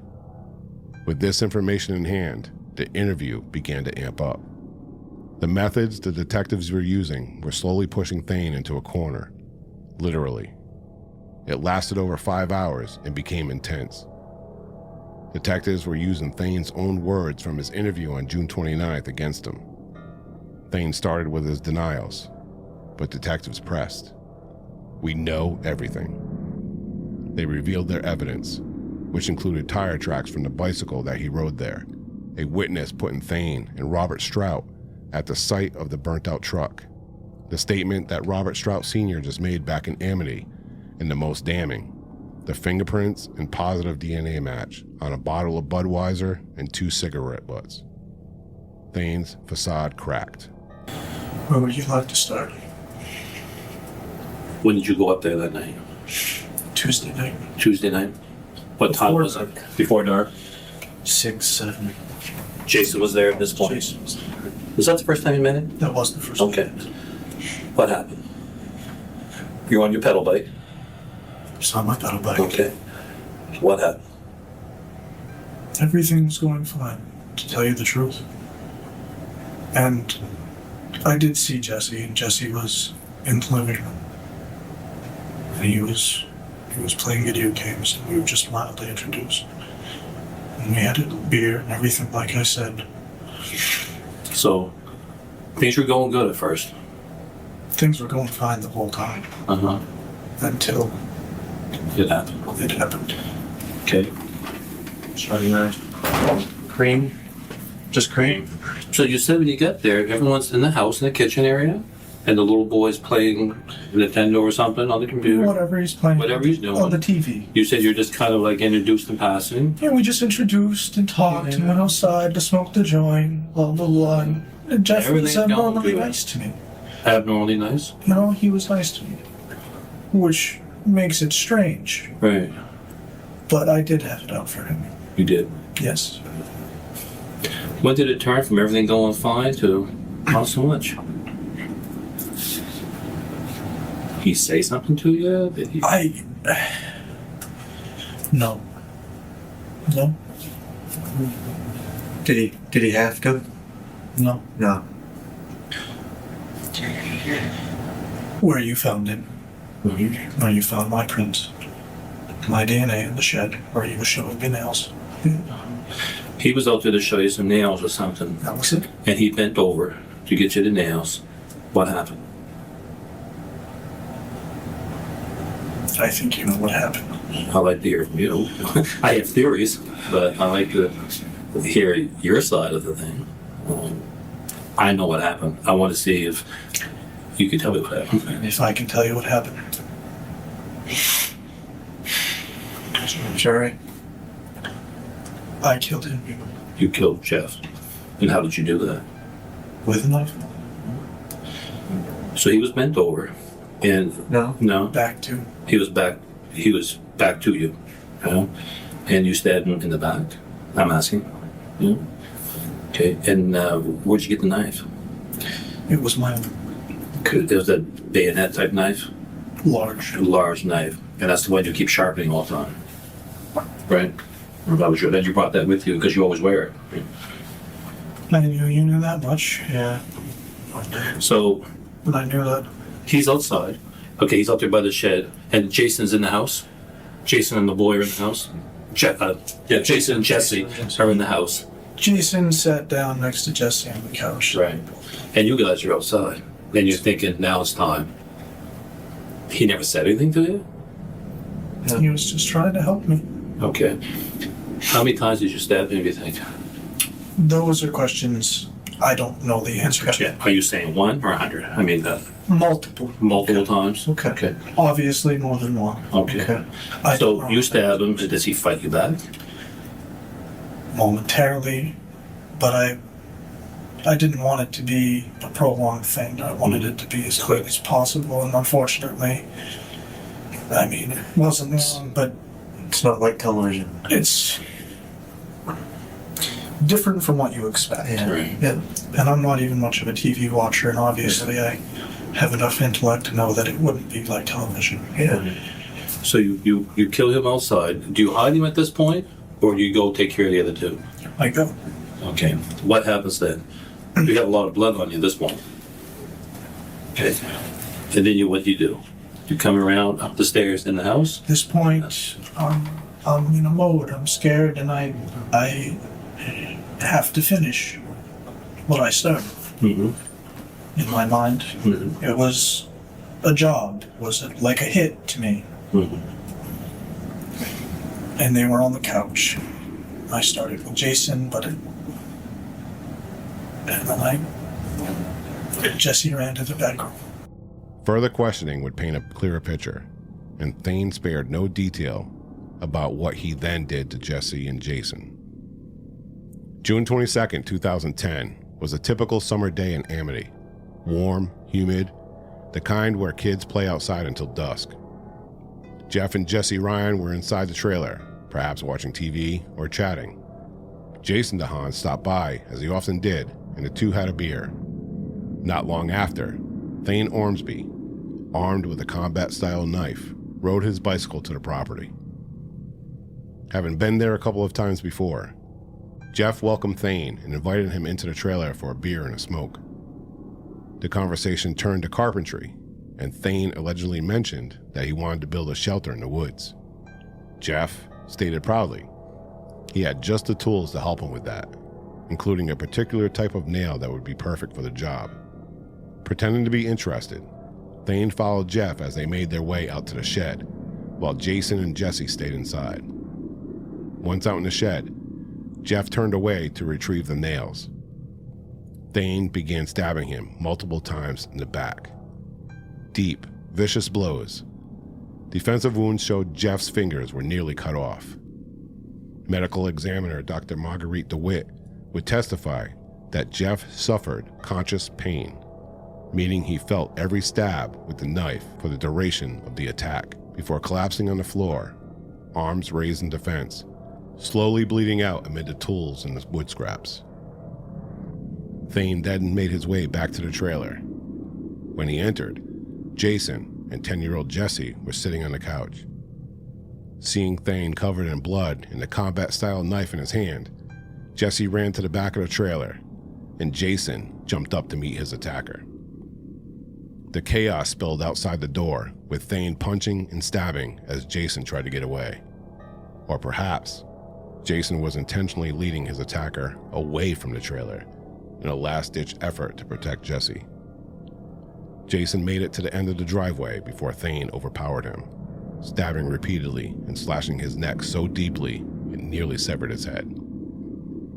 Thayne then dragged Jason's body into an overgrown drainage ditch by the road, hiding him from view. Inside the trailer, 10-year-old Jesse had run to his bedroom, terrified and hiding. Thayne found him, and despite the boy's pleas, stabbed the child multiple times. The scene inside the bedroom was brutal. I will spare the gruesome details, but when Jesse's body was found, he was face down and still on his knees, blood soaking through the floor. Autopsy showed all three died from multiple stab wounds.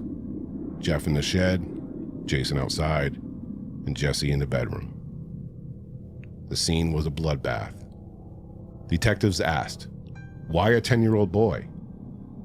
Thayne shrugged, to leave no witnesses. With the carnage now over, Thayne didn't panic. He rifled through the home, taking time to steal what he could. Later, he returned to the Strout's home, covered in blood. Robert Strout later confessed that Thayne committed the murders because he believed Jeff was a drug dealer and a bad person, essentially repeating verbatim the drug accusations told him by Robert himself, though a later motive was presented that Jeff Ryan opposed the relationship between the 20-year-old and his 16-year-old daughter. Thayne burned his bloody clothes in a furnace at Tamara and Mariah's home in Weston. 3 days later, on June 25th, he and Robert Strout Sr. drove the truck about 15 miles away to a clearing in Weston, doused it with gas, and set it ablaze to destroy the evidence. Thayne then threw the knife into a bog along Route 1 in Orient. Divers later recovered the murder weapon.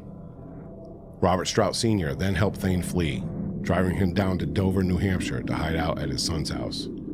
All of them believing the perfect crime was committed. Until it wasn't. Oh, well, now we know what happened. Mm-hmm. Yep. So you were right. That's what I was saying earlier. You know, it's interesting that you're picking it, that you said these things. You know, as someone that they possibly knew. Jeff was the potential target. Yeah. They were separated, So yeah, so his friend Jason was just in the wrong place at the wrong time. Correct. Yeah. Yep. So he wasn't coming for Jason. No. He didn't even know Jason. He didn't there. even know. Yeah. Nope. He was just doing his routine thing. Mm-hmm. Wanted to hang out with his buddy. Yep. Obviously, it wasn't the teacher. No, it was not the teacher trying to stranglehold the pencil business. So yes, it seems like it was Jeff Ryan, and there's two things here. It's either he did it because he thought he was a bad person and a drug dealer and wanted to take him out. Yep. So maybe he was like just wrapped up in Robert Strauss Sr.'s stories about him, or it was because his girlfriend or whatever, her father didn't like the idea of Thayne being her boyfriend and didn't like that relationship. So yeah, I don't know which one it was. Like I said, like to you and I, 4-year difference doesn't seem like a lot, but when you're still in high school and you're dating a 20-year-old, that's a cause for concern as a parent, I would say. Yeah. But yeah, it's just kind of insane, riding his bike out of the woods, Oh, that was another thing. You said he came out of the woods. Yeah, he did. Well, there was a path that goes through the woods. I was saying, and he actually rode his bike through the woods. There's no way a stranger just waddled out of the woods. Yeah. You know, right? Sure enough. Yeah. He came out of the woods from his bike. Okay. Which, you know, amazing police work from the detectives. Like, obviously, the obvious ones are the DNA evidence, but the fact that they were able to find, you know, a bicycle track. Yeah. Yeah. Footprints. All that stuff. Yep. You know, and that the evidence that they gave in the interrogation, and also clever to the detectives, the whole coffee thing. Yeah. You know, like, man, that could have really just derailed the whole thing. Thrown everything out. Yeah. Yeah. So clever. I feel like if I was detectives, if I was one of the other detective that was starting the interview and someone came in, what was I getting coffee? I'd have been like, yeah. We already got it. Can you get out now? I'm drinking it right now. What are you talking about? I'm trying to interrogate this guy. Yeah. But I mean, yeah. But like I was saying, you know, this is obviously a tactic, right? Yeah. So whenever you start your interview, you're like, especially as an, you know, you don't want the guy you're interviewing to know what you know. Right. You want it to be just like, hey, we appreciate you for coming in. Yeah, thanks so much. Yeah, you want a coffee? You want something to eat? You know, whatever. You want a donut? Right. You know, you put them at ease or whatever. And, you know, obviously they discussed beforehand, you know, we'll bring them in the coffee, we'll get them settled in, you know, we'll read them the rights and we'll start the interview. Yeah. You know? And he forgot the rights part. He forgot the rights part. Yeah. So yeah, that's a bad thing to forget. But luckily they caught it recovered early enough. And they didn't tip their hand or anything. Yeah.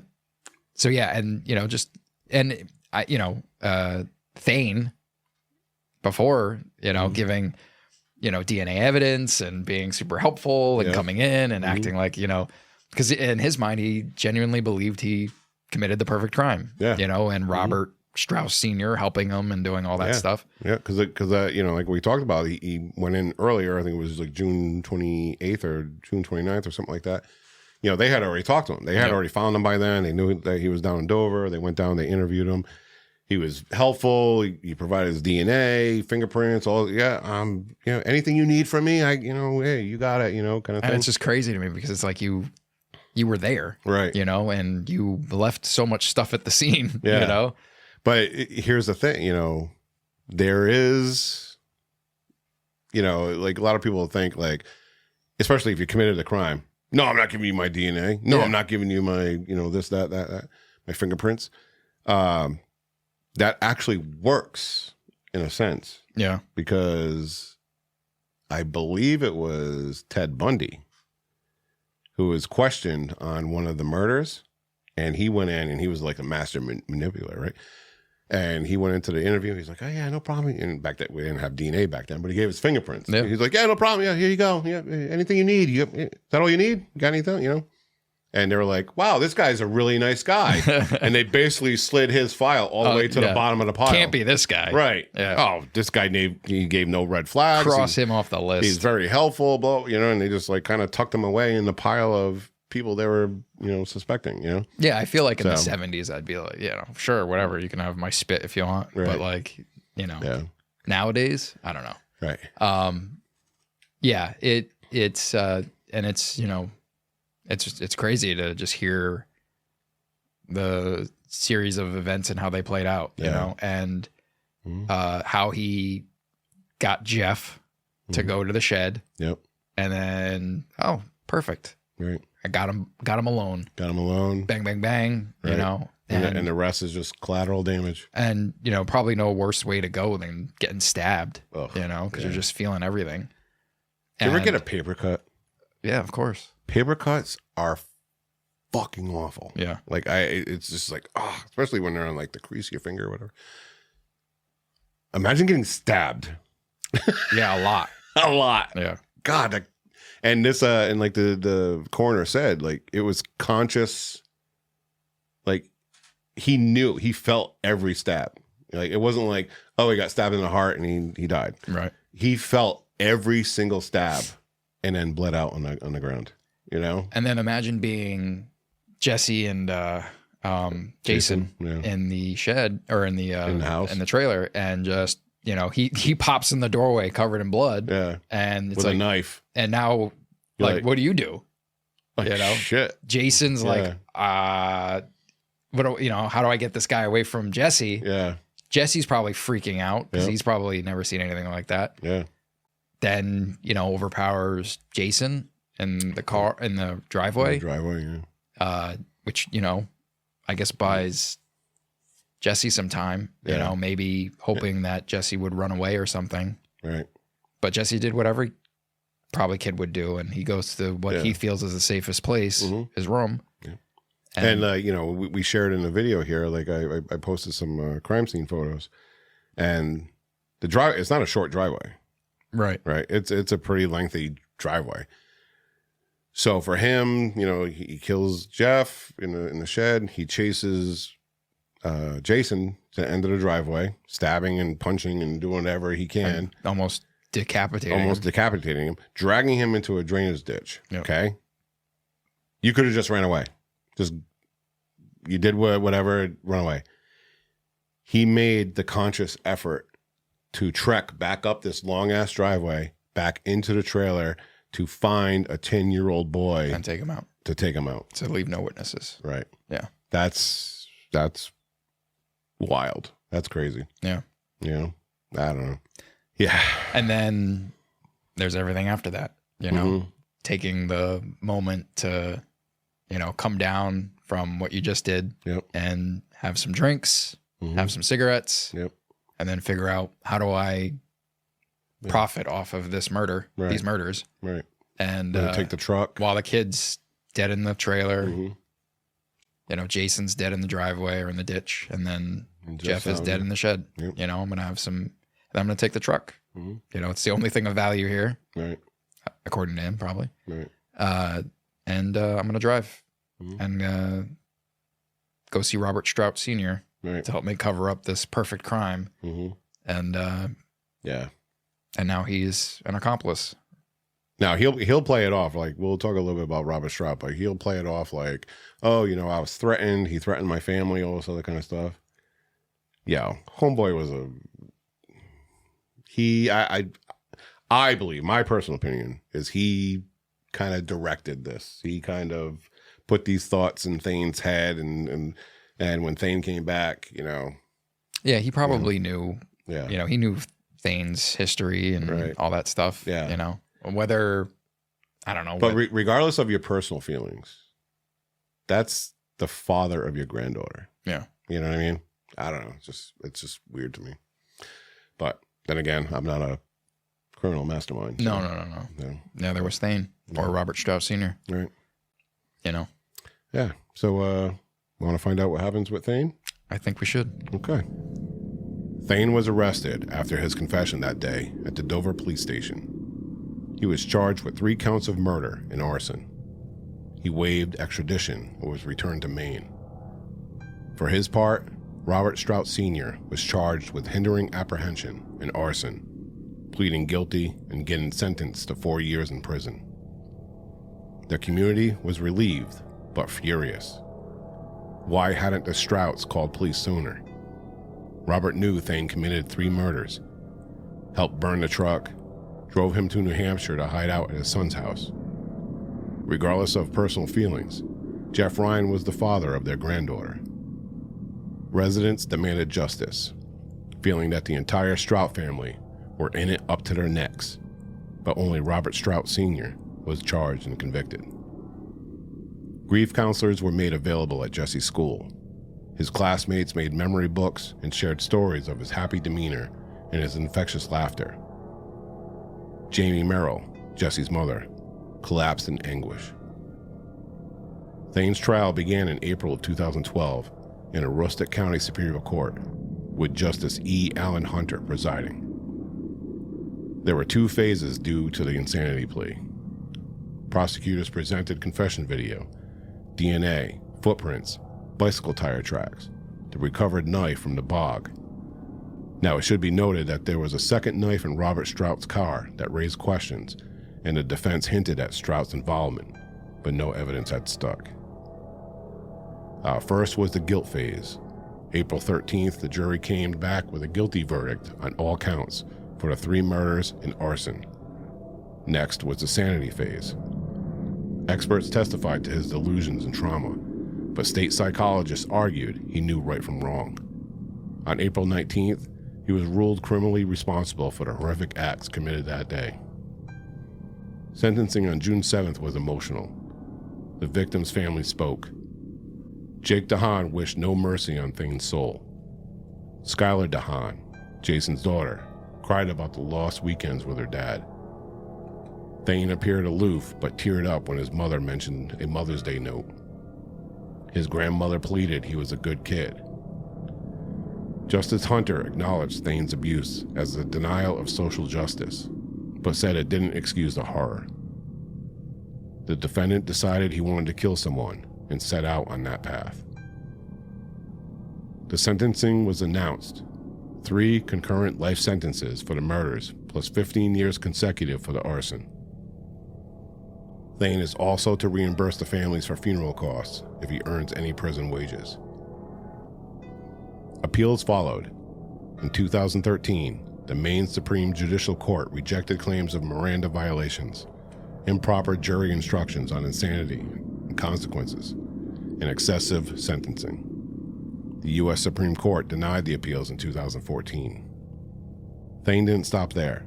In 2018, he sought post-conviction review, alleging ineffective counsel for not presenting an alternate suspect, in this case, Robert Strout Sr.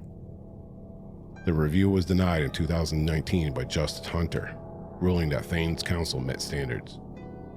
In 2020, a federal habeas petition argued detectives ignored his lawyer request during his interrogation when he stated, "Perhaps I need a lawyer," and the interrogation continued for 3 more hours.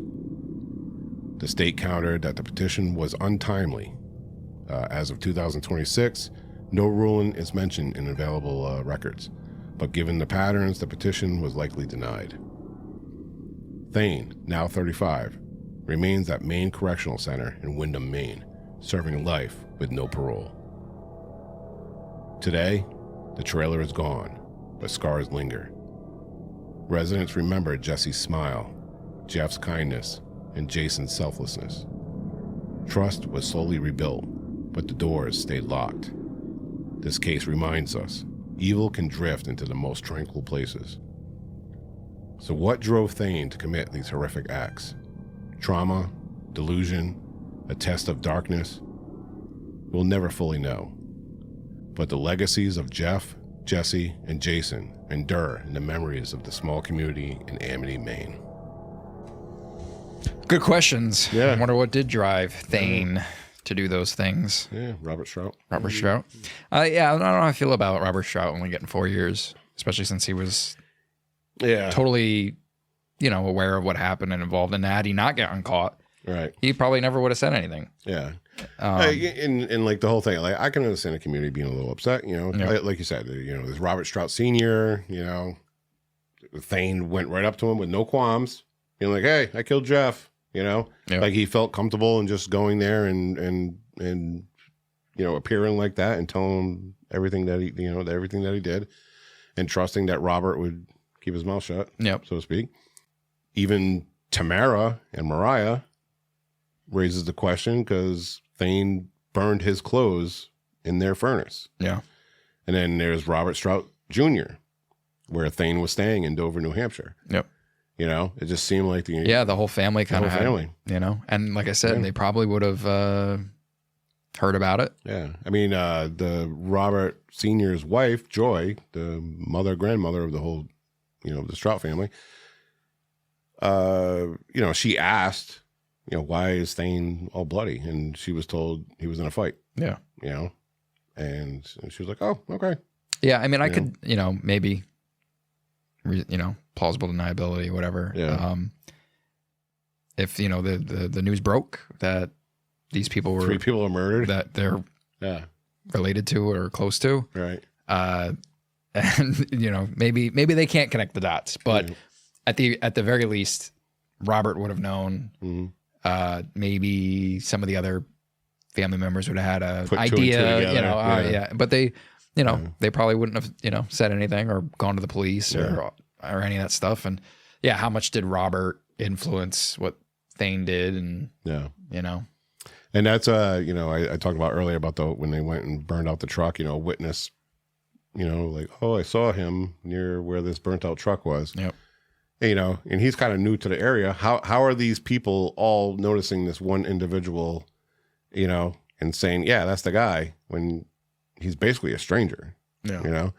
And it's because the witnesses were like, oh, I saw that guy with Robert Strout. Yep. Because we're in a community of 250 people. I know who Robert Strout is. Yeah. I know what truck he drives. I know it. Yeah, there's a burned out truck. There's this young kid. There's Robert Strout in his truck. Well, this is all, you know, all happening. Yeah. You know? I figured they'd go the insanity plea route, you know, obviously, given his history and stuff like that. Obviously, though, he knew right from wrong. He was trying to cover it up. Right. You know, he made every effort. He even sought help to try to cover it up, throwing the knife away, taking the truck and covering, you know, hiding the bodies. Yep. Throwing, you know, all that stuff. So naturally, it probably court got it right, saying that, you know, no, he knew what he was doing. He knew exactly what was going on. You know, and we talked about this before in another one of our episodes. The easiest way to dispute an insanity plea is, did you know right from wrong at the time the murders were committed? You know? Yeah. And like you said, hiding the body is, oh, this is bad. Let me hide this, you know? Yeah. Or, you know, it's... Yeah, I think the you know, the judges got it right, you know, saying the defendant decided he wanted to kill someone and set out on that path, you know? And there's one thing I didn't bring up in the story, but it's a good thing to point out. You know, Thayne was saying, you know, like, oh yeah, this is the first time I ever did it. I never stabbed anything in my entire life, blah, blah, blah. But the stab wounds on all three, on Jeff, Jason, and Jesse, was a stab twist. You know, you stick it in, twist it, pull it out. So he's trying to inflict the most danger and most damage. Yep. You don't do that unless you know what you're doing. Yeah. Or have experience or been taught. Or exactly. Something. You know what I mean? Yep. So it wasn't just like, oh, it's just a fluke thing, and, you know, whatever. I just stabbed him. Oh, my bad. No, you actually did it in a way that you knew would kill them. You know? Yep. So 3 life sentences and then 15 years for 3 life for arson. Concurrent. Yep. Yep. And he's got to pay for the funeral. Yep. Which is weird. Like, how much money can you make in prison? Not a lot. Not. I don't, you know. I think it's like cents. Yeah. Pennies on a day. You know. But I mean, whatever. It's money he can't put towards his commissary, I guess. Yeah. You know, or other things. Goes, it goes all to the family. And the you know, I you know, a little clever, I think, trying to on appeal say that there was an alternative suspect. You know, that so he had ineffective counsel because they didn't present Robert Strout Sr. as possibly the guy. You know, you know, what are you gonna do? Like there's nothing pinning Robert Strout Sr. to the scene. You know, there's just Thayne. You know, so. But hey, you know, I you know, hey, when clever. When your fingerprints and your DNA are at the actual murder scene, it's a little difficult to prove a alternate suspect or an alternate theory. Yeah, you were there. And then the federal habeas petition for perhaps do I need a lawyer? Yeah. When he requested a lawyer during his interrogation, where you know, some of the stuff I've seen on that is like it can't be a question. Right, you gotta say it. You have to say it. I'm not talking. I want a lawyer. Right. I want a lawyer. Right. Because if you know, you're asking the question, right? Right. Perhaps I need a lawyer. Maybe I need. Right. Do I Should need I get a lawyer? Should I? Yeah. It's not for them to answer. That's for you to. Right. You know, they've read your rights. You know. You know your rights. Yeah. So. Yep. Yeah. It seems like the appeals process it played out probably the right way. Yeah. You know. No, I'm not. You know, I'm not making up excuses for this guy or anything like that. You know, he did it. He knew what he was doing. Yeah. He did it willingly. You know, whether he was coerced maybe into doing it.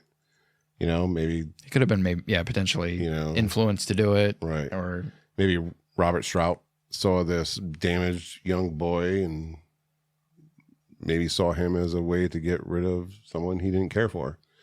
You know, or maybe it was because they had met a couple of times prior, Jeff and Thayne, maybe Jeff was like, yeah, bro, you're not dating my daughter, and Thayne was like, I don't know. It just seems See about that. because it seemed like it was welcoming, when Thayne showed up to his house and, I want to talk about carpentry and building a place like you or whatever. Right. Yeah, well, let me show you about this thing I know about in the shed and whatever. And, I don't know. Yeah. Because I feel like if he had a problem with him, he'd be like, no, I don't want anything to do with you. Yeah. And stay away from my daughter. What are you doing here? Yeah. Weirdo. Yeah. Like, you're not welcome here. You're not welcome anywhere. Yeah, I would be like that. Yeah. That would be my response. But he was just like, no, yeah. Oh, you want to be a carpenter? Sweet. Let's, Yeah, you're a weird pedo that wants to bang my teenage daughter. What are you doing at my house? Get away from me. Yeah. So, yeah, I don't know. But I get it. it's just unfortunate that that happened, whether it was Robert Strout Sr. corrupting him to go and do it, or if it was just him because on a whim because he just was worried about losing his 16-year-old girlfriend or I mean, it did say that he had some sort of schizophrenia, delusional thoughts. Could have. Maybe, I don't know, maybe in that moment he just, whatever. But I think it is. Thought it was a good idea. He knew what he was doing that was wrong and tried to cover it up, and even sought the help of others to help him cover it up, and it didn't work. Yeah. So this was a pretty good story. I enjoyed doing this one and looking it up and researching it. It goes pretty deep and and there's closure. There is closure, and so there's no cliffhanger. There's no unknowns. There's no and in cases open. Yeah, and in my research, like I never heard in my years of studying this stuff and talking about different cases and whatnot, I never heard of this one. So, but in my research, it's been discussed quite a few times. Yeah. I don't know. I probably never just came across it, but yeah. So thank you for Joshua for bringing this to us. Yeah. And, it was really, I like it. It was an interesting story. Yeah. And good police work, interesting characters. Mm-hmm. The little web that was weaved. Yeah. It had everything. Yeah.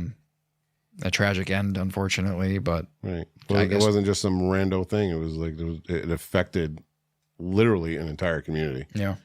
Because when you think of Jeff and Jason and even the Strouts, Yeah, I'm sure. Everybody knew all those people in a community that little of 250 community. people. Yeah, I'm sure it affected every single person. And I'm sure that community is missing those folks every day. Yep. So that'll do it for the Amity Horror. Thank you all for hanging out with us. Before we go, if you found what you heard was interesting, go to Spotify or wherever you listen to podcasts and leave us a review or comment on the episode. And don't forget, head on over to patreon.com/criminalaf to show your generous support. Once again, thank you for listening to Criminal AF. I am Dave Jari. And I'm Casey Moore. And we are out of here. See ya.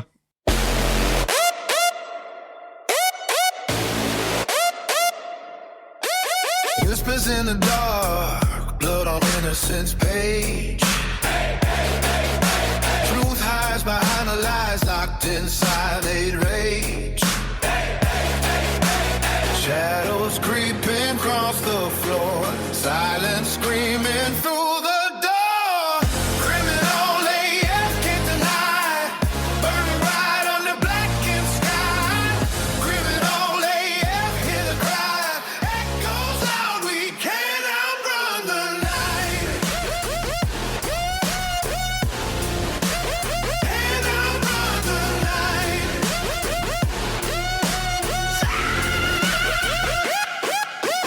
Secrets buried in the shade. Promises we never made. Fingers pointing at the moon. While the walls begin to croon. Footsteps fade against the stone. All the ghosts we've